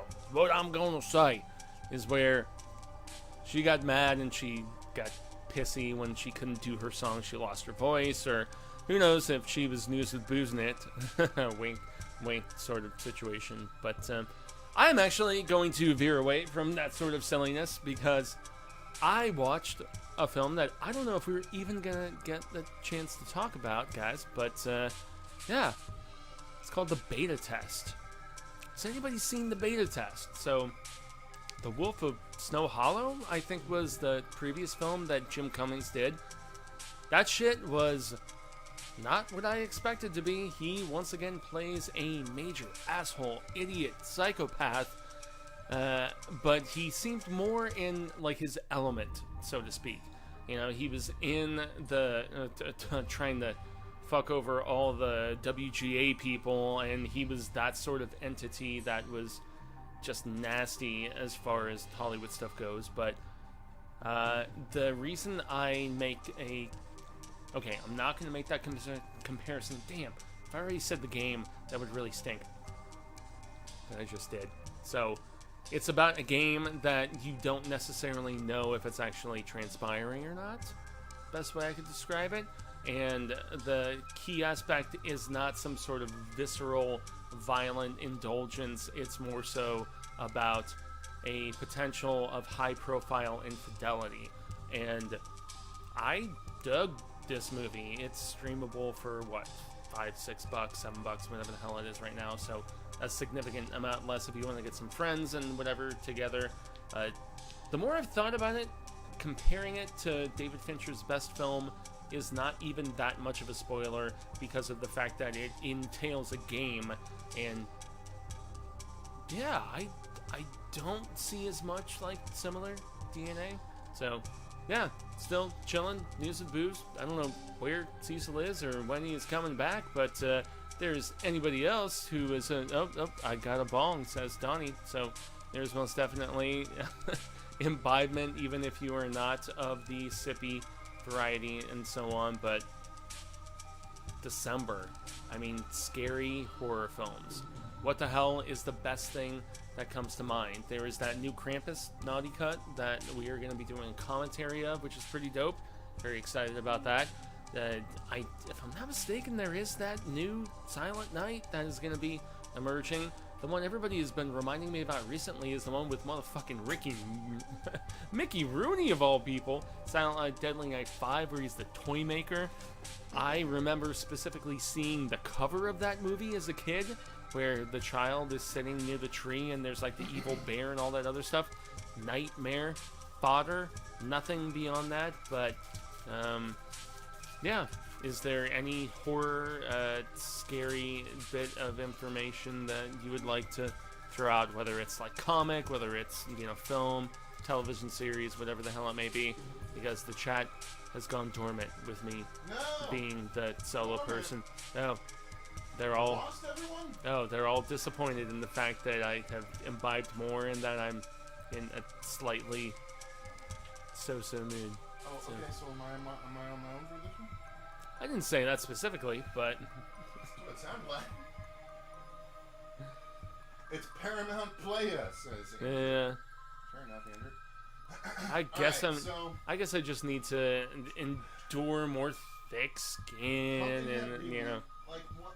That could be bad, but it could also be good. Again, I am the person that doesn't care about remakes because it's another chance at another good addition in It's another chance and another good addition. I moved it over here when we were doing I that. figured. Yeah. And another good addition to the series. So I am fine with that. Well, I mean, do you like Pumpkinhead as much as me or no? I mean, I love the first film, but I haven't really seen any of the others. I mean, if I did, I sure as shit don't remember them. I know they've done some comic alterations and, you know, continuations, like Feed It In and so on and so forth. And so, yeah, man, I mean, I am a big fan of what Stan Winston did from a directorial standpoint with the first one. It's not a terrific movie, but it's a terrific creature. And so, with him directing something, why the hell wouldn't it just be amazing if he's going to put his stamp on the big D in that regard? So, yeah, if he's behind it, even from like an EP or like a producer sort of standpoint, you know, I'm definitely down. So yeah, there haven't been any new updates in a while. There was a script going around for a bit, but Paramount Players picked it up and are officially working on it. That's the new update as far as that goes. Alright, so let's see. Dr. Ghoul says, as far as I'm concerned, they should turn the Scrooge skit, The Night the Reindeer Died, into a full movie and cast The Rock as Santa Claus. Maybe. That was a funny skit. It's been a bit. It's a bit of a dated reference, Dr. Ghoul, I gotta be honest with you. But I get it. Maybe not that many people in the audience do. Oh, past my bedtime, says Sputev. Laters. Thank you very much. Yes. Media Kraken, good to see you. $6.66, of course, yes, very appropriate. Yes, indeed. Thank you very much. I appreciate it, good sir. Where's the Easter horror? Laugh my ass off. Does it exist? As a part of the holidays short, yeah. You got the Jesus Bunny and the holidays short. I think it's still on Netflix, if I'm not mistaken. Yeah. It's legitimately frightening as far as somebody who, you know, grew up in that sort of devout situation. Mitch the Ripper says Christmas in Haddonfield would make a good 8 to 10 episode streaming series. It would take place in the aftermath of Myers' spree when the Haddonfield Strangler cuts loose. Who's the Haddonfield Strangler?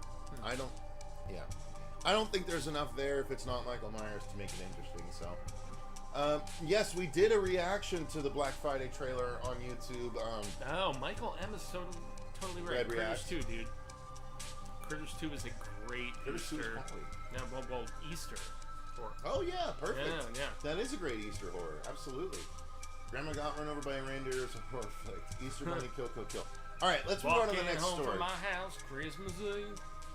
You can say there's So this is interesting because we found out that this director, Timo Tjahjanto, is going to direct the Train to Busan American remake that is going to be titled Last Train to New York. Yeah. So this is the guy that, if I'm not mistaken, he did... I'm trying to bring it up right now. Right, supposedly he did the story in VHS 94 with the cyborg humans, right? The one that went crazy. Yeah, I think it was that one. Yeah. I thought it was good. It was good. I mean, that's the one thing last month I was insanely disappointed because, you know, Creepshow season 3 as far as anthology was okay, and then 50 States of Fright had been out for a couple years, and you know, amongst the pandemic, and then but 94 with you know, everybody is all Hail Rotma, but I thought that. I thought that segment was really, really strong, man. Yeah, with the cyborg human thing. And could have legitimately been extended into a feature. More so than Rotma, more so than maybe any of the others, to be fair. You know, I agree. That could have been a big thing in its own right, and especially with like all the you know, fighters coming in, you know, the soldiers and whatnot. So, but in the original, and okay, just to give the bylines, so to speak, everybody, in the original, a zombie virus breaks out in South Korea while passengers struggle to survive on the train from Seoul to Busan.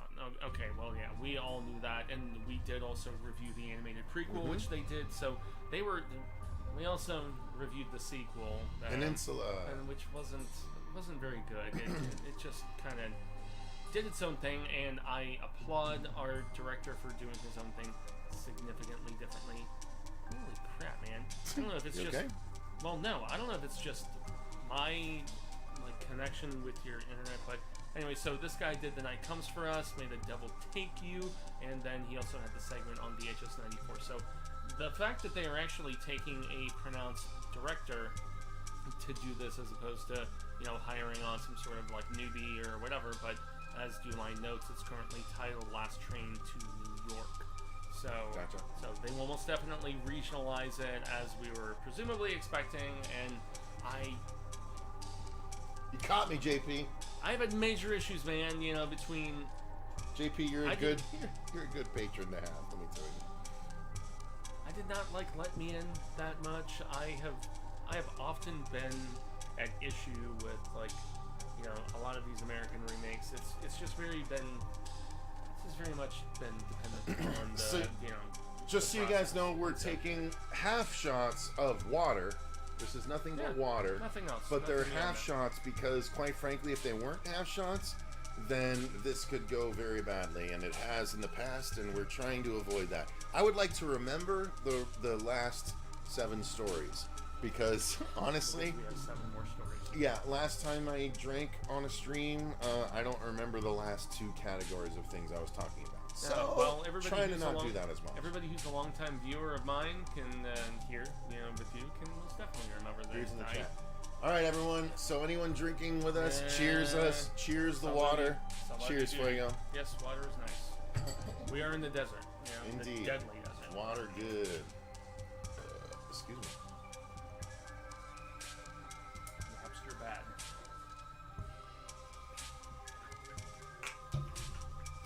Alrighty.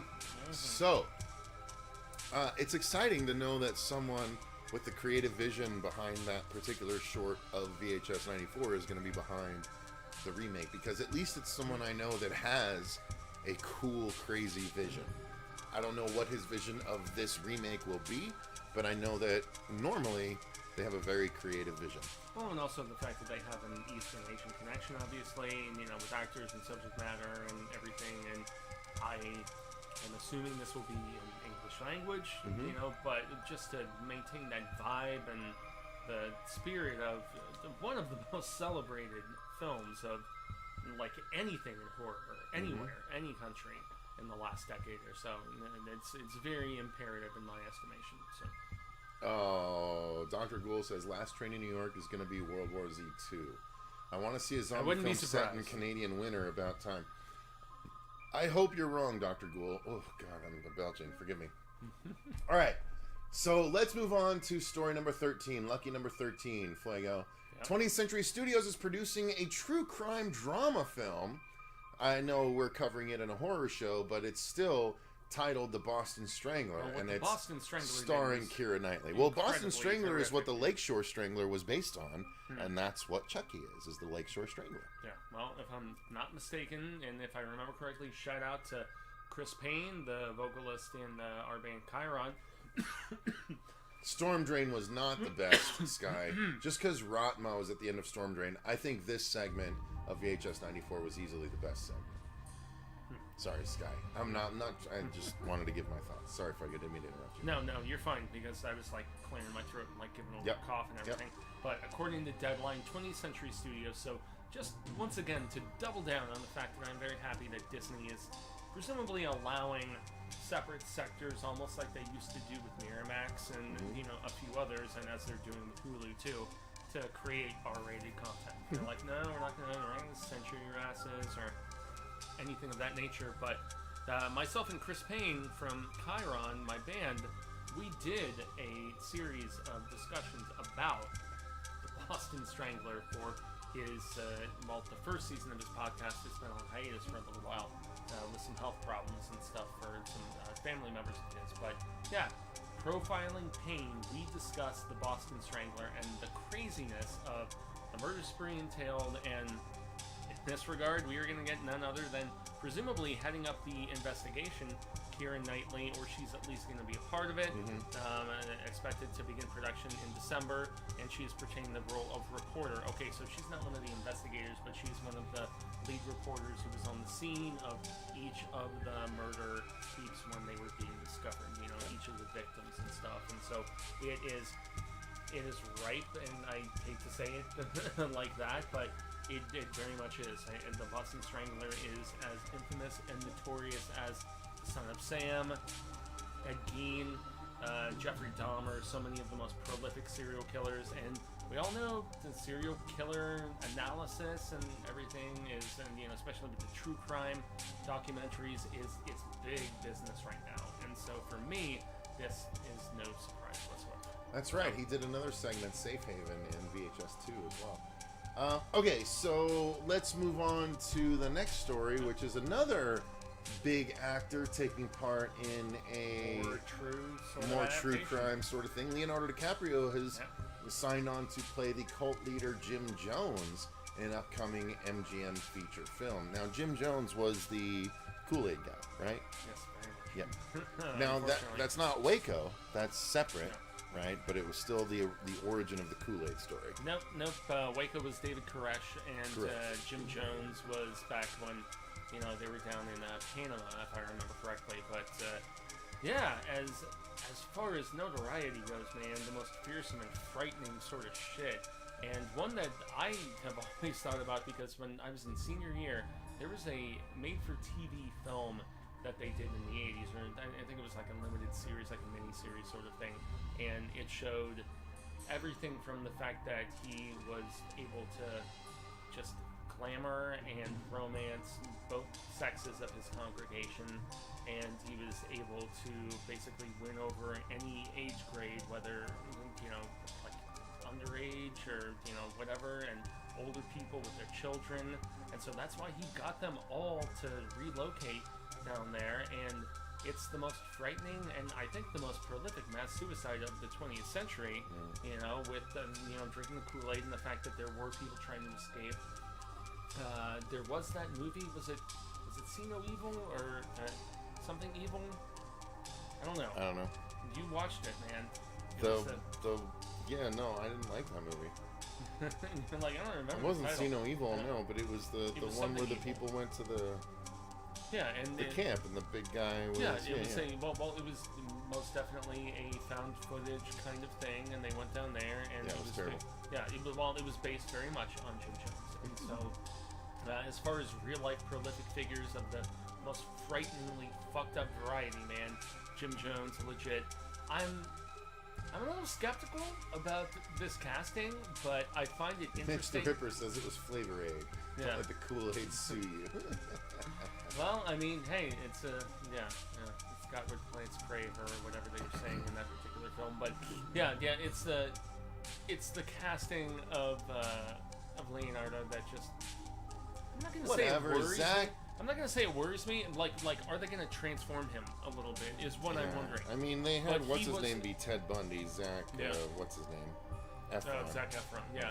But the thing about Bundy, the thing about Jim Jones though, was that he was, at least in his early years in the 70s, before the 80s relocation, from what I understand at least, he was a charmer and somebody who was perceived as handsome, and so.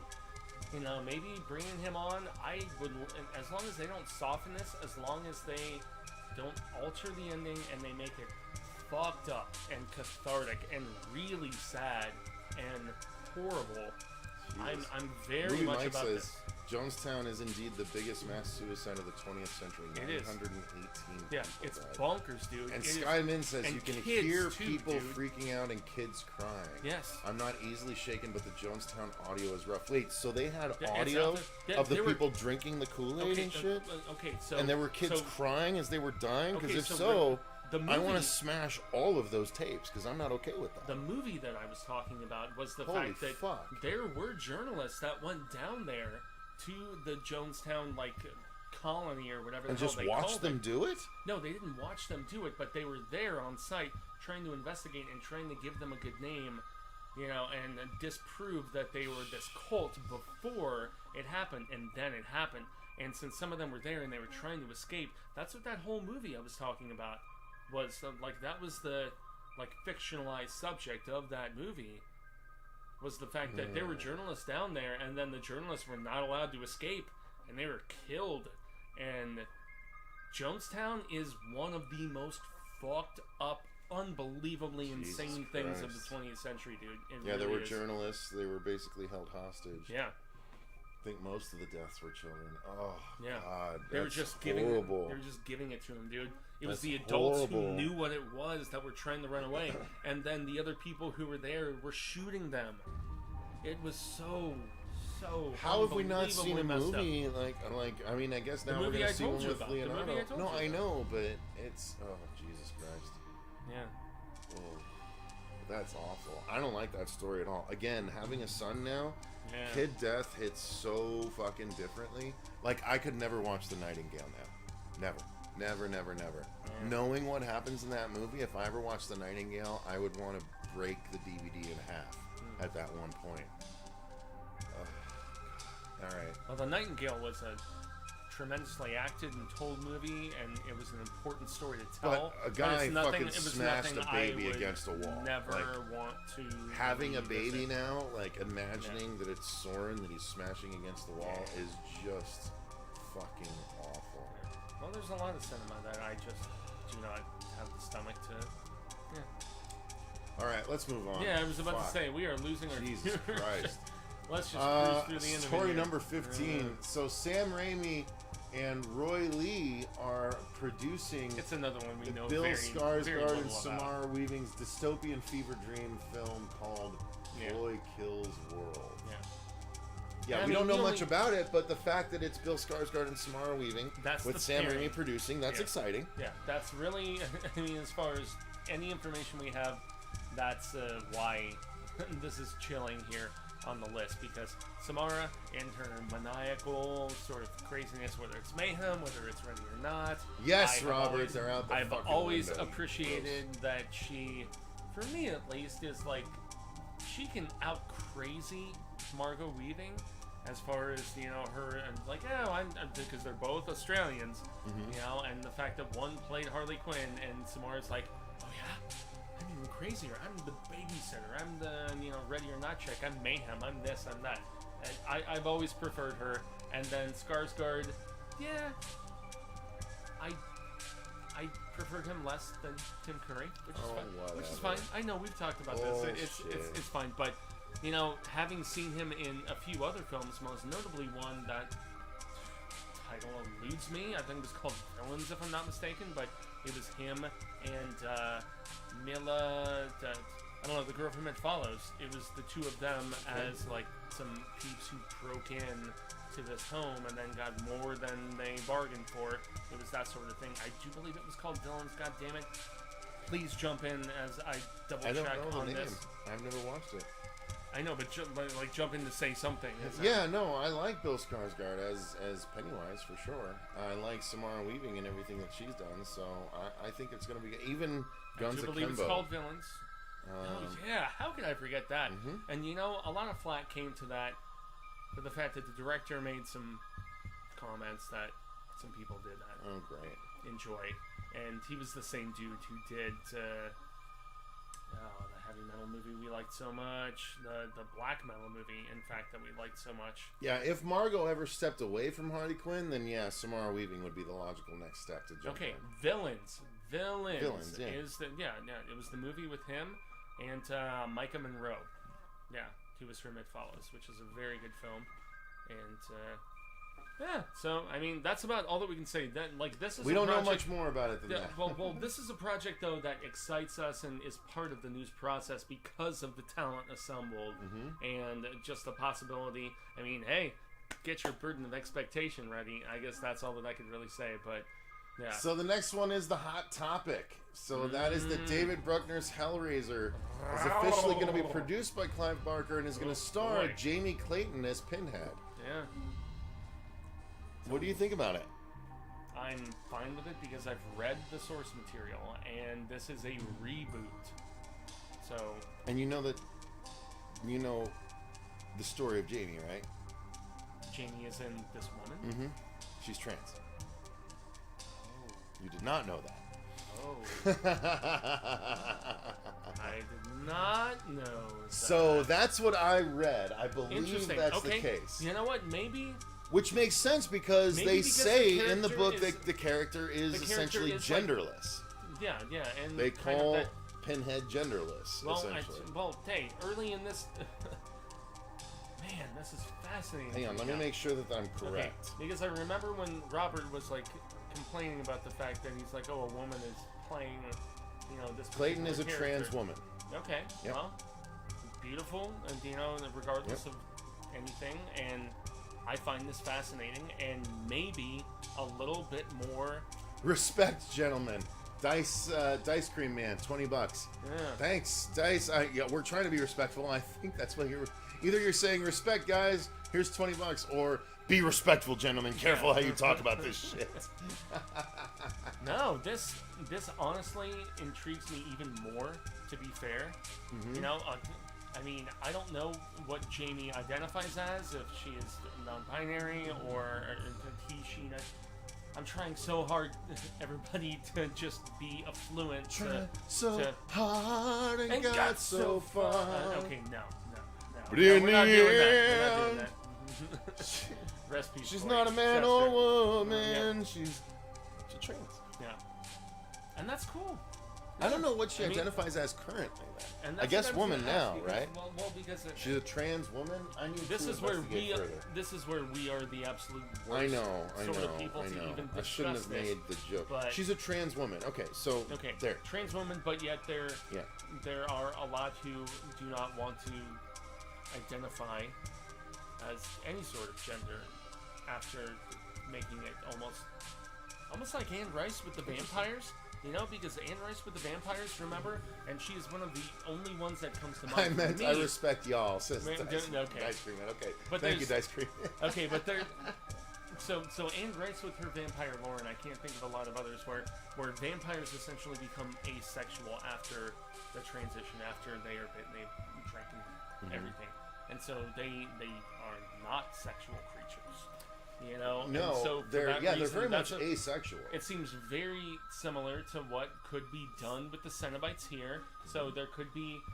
It's Skymin sums it up perfectly. I mean, Cenobites are sexless because they've mutilated themselves beyond recognition in most cases. Yeah, truly, and they explore that hardcore in those comic books we reviewed. Yeah, oh yeah, like, massively, man. Well, and Kirsty becomes the female Pinhead in the comics. Yeah. That's not. I don't think that's what they're doing in this one. I think they're just making Pinhead as Pinhead was originally intended, which was genderless. Yeah. So I think that's what they're doing. Seth Miller says, I'm excited for the new Hellraiser.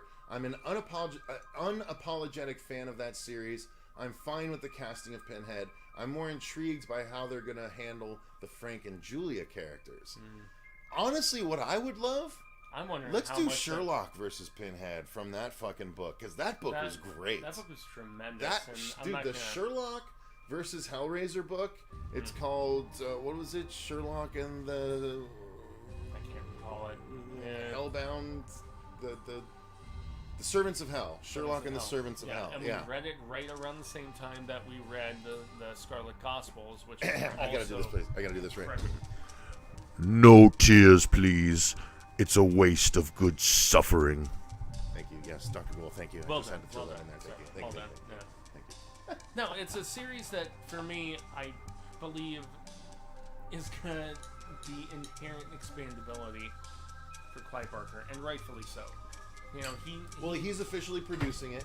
Do we know, is he not officially producing the other thing that's going on? We have no details about the TV series at this particular point. So, just to remind everybody, there are two concurrent Hellraiser projects, and they are not in talks with each other, as Bruckner said. So, David Bruckner most recently did the Deep House, right? Yeah. Well, Bruckner did the Deep House? Bruckner Get the fuck out of here. Bruckner directed that, Wow, I didn't even know that. Oh, thanks, Sky. Appreciate it. Yeah, and so for that reason, he was exclaiming how he thought it was very interesting how there were these two and dare I say, it does make me wonder if both projects will see fruition. I don't know. I mean, with the success of the Chucky series, I don't see why the Hellraiser series wouldn't push forward. I mean, they can say stuff is happening, and we see this all the time. With the series is by and that's the thing. Coming off of the Halloween stuff, David Gordon Green. Yeah, because the series. No reason why he wouldn't have the heat to be able to continue it if he wants. It is kind of a Chucky TV series Child's Play 2019 situation It is a little bit. very much, Yeah. very much, and I think we even discussed that on the news before. I agree that Scarlet Gospels rules CK2D. Yeah, Scarlet it is Gospels, when we friggin' read awesome. it, dude, the Hellraiser The way lore. they describe like going into hell. I and still everything. maintain the Hellraiser I lore still is love the Harry, absolute dude. Harry is best such a for great character. anthological storytelling, but those books are great. I mean, Scarlet Gospels is great. That's Pinhead versus Satan. Then you have the Sherlock Holmes and the Servants of Hell, which is an excellent... It's basically Hellraiser 1 if it was set during Sherlock's time. Yeah. So that's super fun. And it actually ties. The only in with one the that Sherlock sucked. Holmes lore, though, The only which one that is what's sucked really was the offshoot, the later one that they wrote. What was it? The Wall, or what was that one little short called? It was Hellraiser. The Toll. The Toll yeah. was But terrible. that was basically like it was. It's about the person who was incarcerated or like. Well, and it touched on Kirsty too, but just Yeah. barely. Yeah. It was really And it bad. was supposed to be like a prelude to the Scarlet Gospels, but just didn't really add much of anything. It was not a necessity. Look at that, Dr. Ghoul reaching back. So- Two separate Hellraisers. Reminds Yeah. me of Dino De Laurentiis' King Kong and Universal's Legend of King Kong competing in the 70s. Fair enough, that's old school. Yeah. Seth Miller it's says not- the Toll. Yeah, he knew what I was reaching for.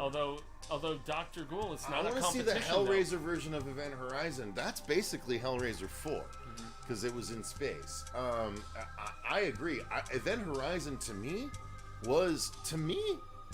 Event Horizon is a low-key Hellraiser movie. Realistically, I mean, realistically, it's the natural evolution. Low-key, I would say just If it tripped, like if it drew significant inspiration. So what it would is be, what it would be, if that were all that would change, is that the gravity drive would look like the box, right? If the gravity drive looked like the box, and then it traveled through hell, right? That would make so much sense.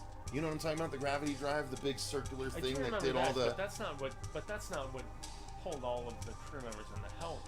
Yeah, it was. The gravity drive is what folded space and took them to hell. It's been so long since I've watched Yeah, it, dude. yeah, the gravity drive.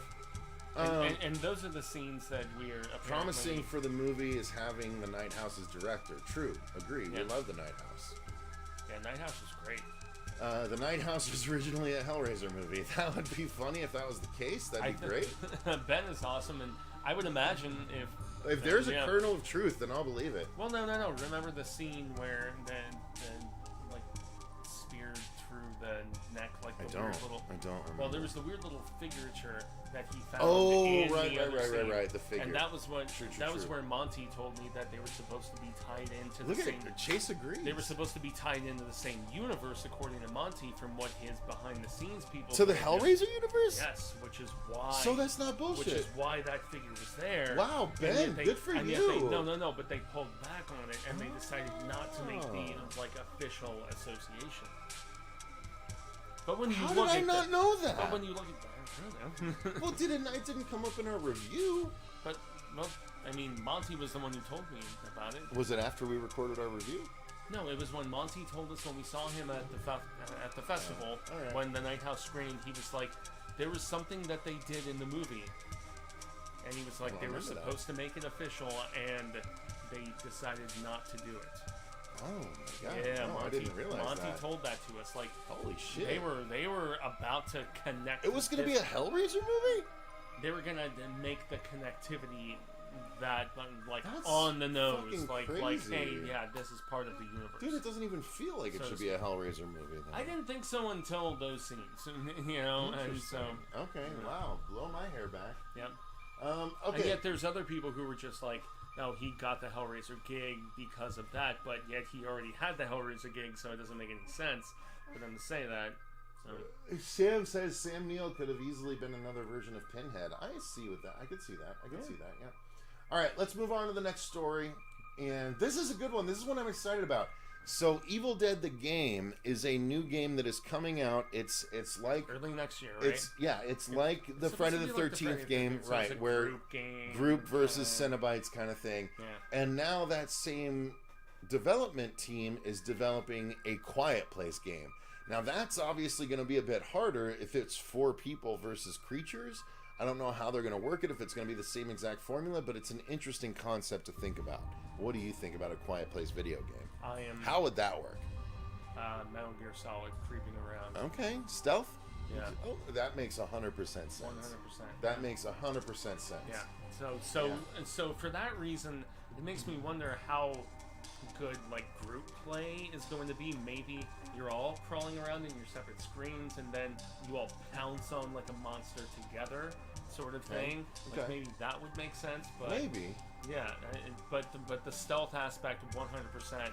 It's not going to be like a run and gun, being loud sort of thing. Not a friggin' chance, dude. It's going to be the anti-Friday the 13th of like running and making noise and all that different stuff. It's going to add a different sort of an intuition that I think players will have to implement. Yeah, I think it'd be nice if they change up the formula a little bit. Skyman says, do you reckon now that Friday is out of the courthouse that they'll be able to update the game before long? So the thing is, it's a misconception. It's not out of the courthouse. No. One aspect of it has been resolved, but there's still so much more that there's no way they still are going to be caught in court for another 2 to 3 years at least, Sky. Unfortunately. Is that a game that requires you to turn down the volume? No. I don't remember having to turn. Yeah, I don't think it requires us to turn down volume. Quiet Place game would be ridiculously tense, especially in the first-person mode. If they did it right, I agree with you. Who knew Jim from The Office was so talented? Yeah, between acting in both movies and directing both movies, John Krasinski is super talented for sure. Although I still contend I didn't like the second one anywhere near as much. I didn't like it nearly as much as the first one either. No, I agree. It is what it is in that regard, but they are... Imagine that in VR, pants shitting, terrifying. They're universe building, though, man. Sky, you have a real way with words, you know that? They're universe building, pants though. Shittingly terrifying. And I appreciate the hell out of the fact that they are universe building in this particular regard, because this is, if there are any new franchises, and goddamn, we know there's very few new franchises. A Quiet Place under the sun, but under the ground. Come on, what's that from? Yes, dude. Yes, I am so proud of you. Good work. I mean, I was thinking more so about the point I was trying to make about this goddamn series. Well, fair enough. I'm distracting you. Yeah, no, you're fine. You're fine. You got it. No, you're fine. That's awesome. No, that's one that I should get. These news outlets are dick teasing. Sky, we're not dick teasing. We're waving our dicks all over your face, neck, and chest. Wait, that might not... Sky, I take it back. I was about to say, be kind. Take it back. You know, I just watched that K. Smith documentary, Clerk, period, the other day, and as much as I love the guy... Did Chucky move? Oh, shit. Someone said Chucky's moving in the back. That's great. No, they're trying to... That's great. Thanks, Vince. Appreciate that. That's all I needed to think about. Yeah, if you've ever seen anything previous K. Smith, I mean, you will have seen from the, like, back to this... behind the scenes stuff and, recollections and whatever. I do feel like talking about Red State was one of the most interesting bits that they had within that, and I'm trying to position that for the horror fans here. I've been wanting to rewatch that. I haven't rewatched Red State in quite a while, and I've seen a lot of peeps being like, yo, this movie, man, especially if you were from some sort of, like, religious Reich of crazy and whatever else, Ben, I don't know what you're referring to, but your comment is just hogging all the dick. I'm trying to see. I don't know what you're referring to, but it's funny to me. Skyman says, no, the ones lying that Friday was out of court, those fuckers. Yeah, I mean, they settled one thing, but that's it. Yeah. One floorboard creak could give you a heart attack in VR, says Dr. Ghoul. I agree. I want to get the new Oculus so I can play Resident Evil 4 in VR, because I hear it's fucking amazing. Okay, I thought there was like an unofficial... HD remake Chucky that 100% moved. God damn it. Alright, well, it was nice knowing you guys. I think that's actually really cool if he did. Chucky woke up and killed me. It's going to make the end of the night that much more interesting. Alright, let's move on to the next one, Fuego. We're whittling down the last couple. We're at 2 hours plus right now. So. Oh my godness. Alright, so story number 18. This was really interesting to me. We don't know very much about this. So people were... exciting. Investigating something, and they ended up finding a director's cut edition of 1985's The Stuff with 30 extra minutes of footage. The Stuff, you guys, is basically like a cheap The Blob. It's about killer yogurt, And I don't know if we It's did a commentary or a review on the channel, it's but a Larry Cohen that is very much about social commentary. About Cody said consumerism Resident Evil 4 was and worth it on about- VR. That I haven't watched Cody's review yet, but I plan on it. I just I'm probably gonna have to buy an Oculus. It's only $300. I would rather get an Xbox Series X first, though. That much cheaper? Yeah, they're $300 and that's the wireless one. Wow. You don't even have to be tethered. I was gonna say, like, didn't you get VR for like a G like a few years ago? No, the PlayStation was only like $400. Okay, that's not bad. PSVR wasn't bad. I guess I'm thinking about This is cheaper than that, though. I will be honest. This is Mm. cheaper than that. Gotta love the stuff. Yeah, you just can't get enough of the stuff. Yeah. Yep, and it's an 30 amazing... extra minutes, Fuego. What would you do with 30 extra minutes of the stuff? I would probably have enough time to put some more of my stuff in a proverbial area. No. That, like, Michael Moriarty is amazing in this Killer role. Yogurt? You Go know? on. Yeah. That's a movie Mike just said. Okay, legitimately, I can't believe that I still haven't, like, properly reviewed this or talked about it here on this channel. Haven't we? I swear this we stuff, did. Maybe we did, and I'm thought just we not did a remembering. But Patreon goddammit, commentary. it doesn't matter because I will gladly talk about this film anytime I get the opportunity. So, I have long gone on to say that the Frank Darabont / Chuck Russell. So Yeah, retro review Yeah. and retro spoiler review. Holy shit, that's season 2 material. You and Susie, or you and Marsha did it. Yeah. In season 2, bro. Yeah. 2015 is when there's the stuff review. Over 6 years ago, guys. This movie is so great, though, because of the fact that it is some of the most quotable shit that I've actually used these lines with a few bands of mine over the years. Like, where there's a character who says, "Why are you talking like you're on a TV commercial?" You know? Or also where the father looks at the kid and he's like, "It kills the bad things inside of you." And you're just like, what? Why would I want to consume something? where Dude, you're this telling me image that something I'm like using that? is terrifying. Yeah, this movie. Okay, the movie is campy fun, and it gets really silly where the military is involved, and We don't know who's releasing it, Movie Mike. We don't even know who technically found it yet. No, we do, right here. It was the Denver film team. I stand corrected. Yeah, that's why I was here. So the Denver. That's why I was here. You bring me around for a reason. The Denver film team tweeted about the surprising find today, noting that they made My name is Mud.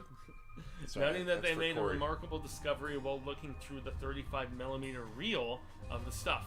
The tweet continues, the print came from the Academy of Motion Pictures, Arts, and Sciences, and is actually the director's cut with 30 extra minutes of footage not found anywhere else. Stay tuned for more as we learn it. So, what I would contend about this is you better believe that you have Arrow Video and Scream Factory and Twilight and all these people like just Vinegar Syndrome. Yeah, they are just chomping at the bit to be like, okay, get us that shit. I have 2 different special editions of this one, just like I have 2 different versions. I don't think I have the stuff yet. I have 2 different versions of the Blob as well. And so the Blob remake came out a few years after this. I do have the Blob. And can you imagine them finding 30 extra minutes of the Blob? That'd be dope as fuck. Shout out though to our buddy, Cody Leach, because of the fact that Cody's awesome. He tweeted something just today, and he was like, "If you had your access to a theater where you could do your own double feature, what would you do?" And I would do the 80s Blob and the stuff, but I would show the 80s Blob first, and then I would show the stuff, which technically was made like 2 or 3 years before, as a subversive, almost parody afterwards, which I think would be brilliant. It would be like showing Scream and then Scary Movie, back to back. I think it would be awesome. No, I agree with I that. am so hopeful that we get to see this because, who else is going to keep the world safe for ice cream? Man, Dr. Ghoul. I love how long Dr. Ghoul's hanging out. New name. I don't remember seeing Dr. Ghoul before now, but he or she is chilling, and I love it. The Blob remake was better than it had a right to be. I love the Blob remake. Honestly, the My Blob. favorite from the 80s Yeah, remake, dude, the man. Blob from the 80s. And it took me a while to appreciate it as much as Fuego probably does. me beating you Honestly, over the head about it. it still doesn't beat The Thing, but it is right fucking up there. And the blob with The thing, the the homeless fly, man, and, 100%. yeah. The blob though, when the thing is coming up the stick and getting the dude's arm, that shit is an early like Jaws 2 level early memory for me, as far as cinema that pushed me down the horror genre. That scared the fuck out of me because it like his arm just kept getting eaten up, and I'm like, what the fuck? It was the death of the presumed hero for me that they had emblazoned on all of the VHS covers, where where the football player who you think is going to be the hero is just like so yeah, good, disgusting, dude. Honestly, the thing still has the better makeup effects, but the blob is right up there, dude. And it is also, right up there. Chuck Russell, Nightmare on Elm Street pedigree, and then Frank Darabont writing the script. I mean, those two together, and so damn good. All right, so let's move on to the final story. It should be nice and quick. Yeah, it will. Steven Kostansky teases that he's already actively working on a Psycho Goreman 2 sequel. Now, my question to you, Fuego, is this. Does he try and dial back the annoyance of the little girl, or let her continue to be her character? I think a lot of people enjoyed the annoyance. It's not what I'm asking. I'm not asking about a lot of people. I'm asking about you. Do you want him to dial it back? Because I'll be honest, I'll give you my answer. I don't really care that much. I don't want him to dial her back. I don't either. I thought she's funny. I think I thought she was super hilarious. I think we did a Rhett and Link. We were just like 3, 2, go. I don't care. I don't care. I like her. No, she's funny to me, dude. Yeah. Like her over the topness made me laugh every time. Like I get that a lot of people found her annoying, but I don't want to rein her in for the sequel. Like let's do it. Let's just get some alternate takes. And make sure she's back for the sequel. Of course. Well, both the kids, I'm sure. Will have to. I would hope. Corey Novak sends a $9.99 super chat. Happy Thanksgiving, y'all. Your Oh, uncle's in my thoughts, righteous, my Fuego. man. Oh, thank you, Oh. dude. Thank you very much. That's very nice of you. Yeah. Still okay on that for now? Intensive for the moment. We're not really sure. It's okay. We don't gotta go into it. No, we don't gotta go into it. Positive thoughts, though. I mean, I just think about the medical stuff for Robert. Oh yeah, Robert reminded us. I want to say they found 30 more minutes of footage for Martin.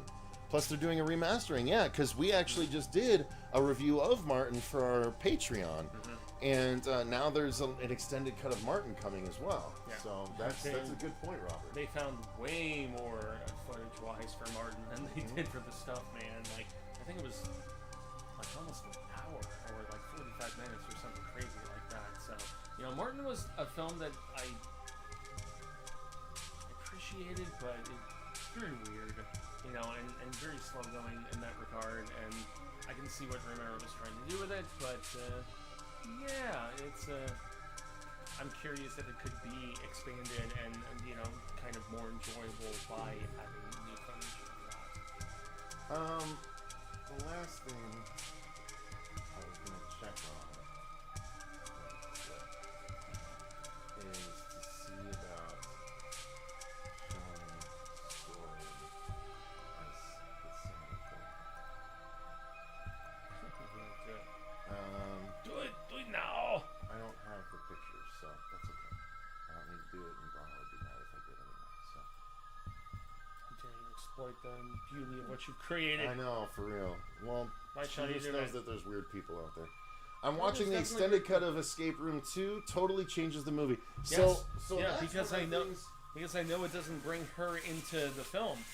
So maybe I'll give you guys a little head start on what will likely be the pre-show of the next live stream that we do, which will be the new what do you call it? It'll be the review roundup. Thank you, Fuego. Yes, that's what I was looking for. So I have all the movies that I've bought on Black Friday here to show off. I know. I just picked up a bunch from Best Buy. I bought like 3 or 4 today. Well, I always have a little bit of a haul. Yeah. So this is the haul that I'm going to be going through.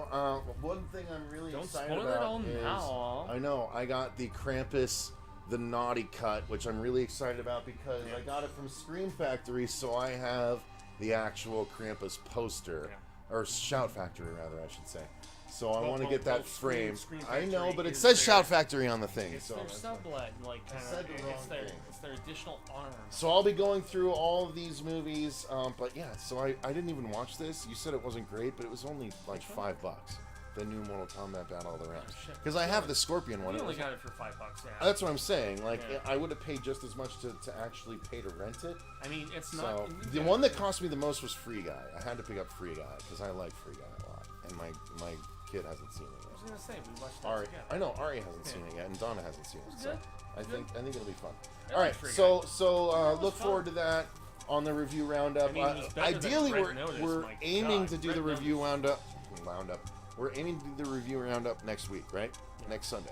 Yeah. So, but the problem is, I still have 4 episodes of I Know What You Did Last Summer to watch, 4 episodes of Hellbound to watch, 4 episodes of Elves to watch, 4 episodes of Hit Monkey to watch. So we still have a lot to watch. That's for the thing, that. and whereas I have watched like all of the television, or excuse me, all yeah. the movies, in I'm covering comparison- the TV. in comparison with his TV. So I've done The Spore, and I've done Witchcraft, and I rented Black Friday, and and a few others. And so yeah, that's where it's a weird division Cinemurderum. of That's a good responsibility, so to Haven't speak. seen that one And before. so. Yeah, spent too much on Black Friday. Yeah, Ben Graham, I was really glad that I got it on a Black Friday deal through a Redbox. Jesus, where Sky. I Damn, a spent- few of you all are almost as old as my grandparents. LMAO. Ouch. Ouch. Sky, that hurts. Yeah, that really does. That I spent hurts. $2 to rent Black Friday, and I am hearing that maybe that was even a little too much, but we shall see. There was a lot of good stuff this past month, though, actually, and most of it seems to have been on the television side. So, yeah, it's going to be a good discussion regardless. Indeed. So, guys, I think that's going to do it. I think that's going to cover all of the stories from October and November. I'm still cognizant. I haven't faded out. I'm not I didn't either. blacked out at this point. I know, and I'm not being emo fuego. Emo Fuego. Guys, this was But a I lot of can fun. be emo fuego, and I Yeah, will admit. we got So, to no. 2 hours and 20 minutes, so this was a longer news with booze, but we had a lot to catch up on. And I thank all of you guys for joining us, everyone involved in the chat. Thank you to all of you guys for keeping us entertained and distracted the Yes. entire time. We greatly appreciate it, and Extremely, in fact. we will be back. So Fuego and I recorded 3 Patreon reviews before this, as well as a trailer reaction roundup. The trailer reaction roundup will, of course, go tomorrow. Fuego, do you have an idea what your hail for this week is going to be? The Hail is going to be the first of the coverage of the Gunslinger comic series. Oh, really? You're going to break that down trade by trade? Yes. Cool. Yeah, Right on. so the Gunslinger Born, and then there's going to be the Long Road Home, Treachery. So it's going to be covering all of those. Make sure you get individually. good graphics in I'm there, gonna because do my damnedest, man. we don't want we want more views than your Creepshow comic review, unfortunately.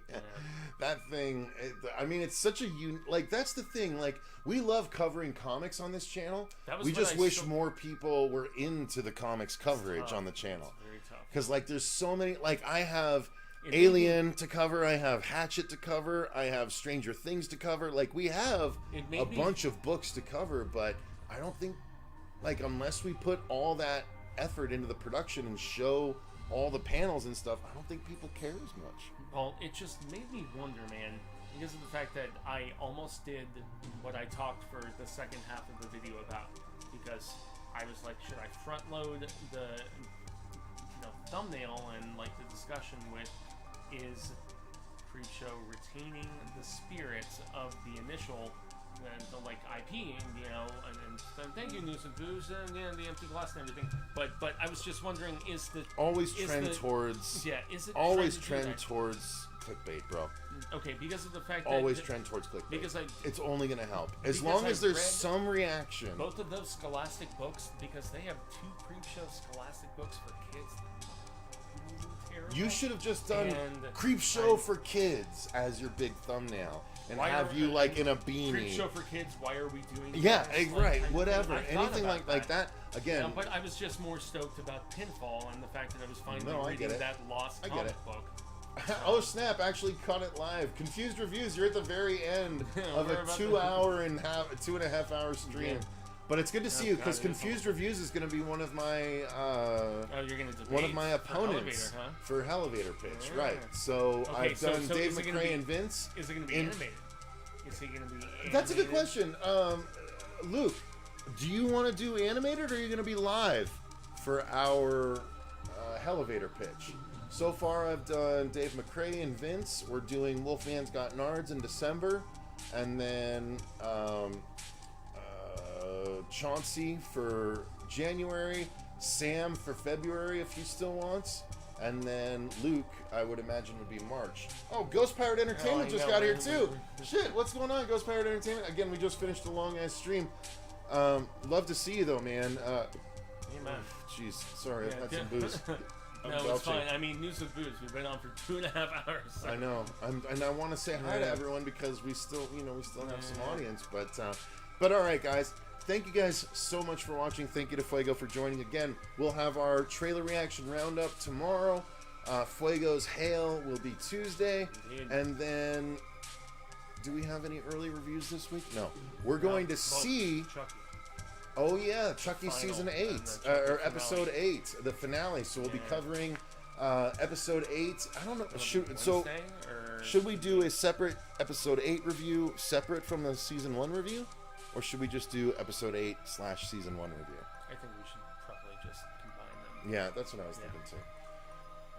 All right, so thank you guys for joining. Thank you, Movie Mike, Skyman, for all of your contribution. Jesus Christ. Contributions. Dr. Ghoul, thank you for your contributions. All of you guys. Okay, hit me up whenever you're ready to brawl. Not sure if I'd get on cam, but I definitely bring my A game. Okay, well, the thing is... It is live, Luke, though, if you're... Yeah, it's live, so if you're not going to be on cam, then I just want to make sure I have a couple of different drawings for you that I can change your positioning and stuff like that to make it a little more, a little more lively. Is there a way to use like a GIF or like a little? I don't know, like Luke. I'll talk to you. We'll talk. We'll talk. We'll get. Oh Jesus Christ, Brooke! Thank you so much. $20 super chat. Thank you. Great Sunday night. Thank you very much. And thank you. Honestly, blessed to have the Brooke, presence. thank you for your constant and long-lasting support for the channel. We really can't thank you enough. I really hope you're gonna like the Night House box. I think you will. I think you and your boy are gonna enjoy the them. Night House box is dope. Yeah, I'm mad I'm not getting. Yeah, well, and she appreciates stuff because her and her son look at stuff a lot too. Yeah. And it's got the the architectural stuff in there that they can do kids. Together and stuff like that. So I appreciate your support, Brooke. Now that I'm here, I'll be back. Thank you, Dr. Ghoul. It's great to see you. Kristopher Muller, thank you for showing up. You can't bury Dr. Ghoul for long. That's awesome. Amen. Night Sam says, Robert. Thank you, Robert, for joining the chat and everything. Thank you to all of you guys. Yes. This was a really fun stream, and I'm glad we kept cognizant for the entire time. Agreed. Well, I mean, I floundered midway when I got into. Nah, you were good. Look, I was working with the emotion too. So I never got any responses to find out if anyone wants to do the We still have to have a cry contest or not. All right, so thank you guys very much for watching. Thank you to all of our patrons for supporting the channel the way that you do. We greatly appreciate each and every one of you. Until next time, though, I've been Cecil Laird. Gracias. I mean, Fuego. And remember, stay scared.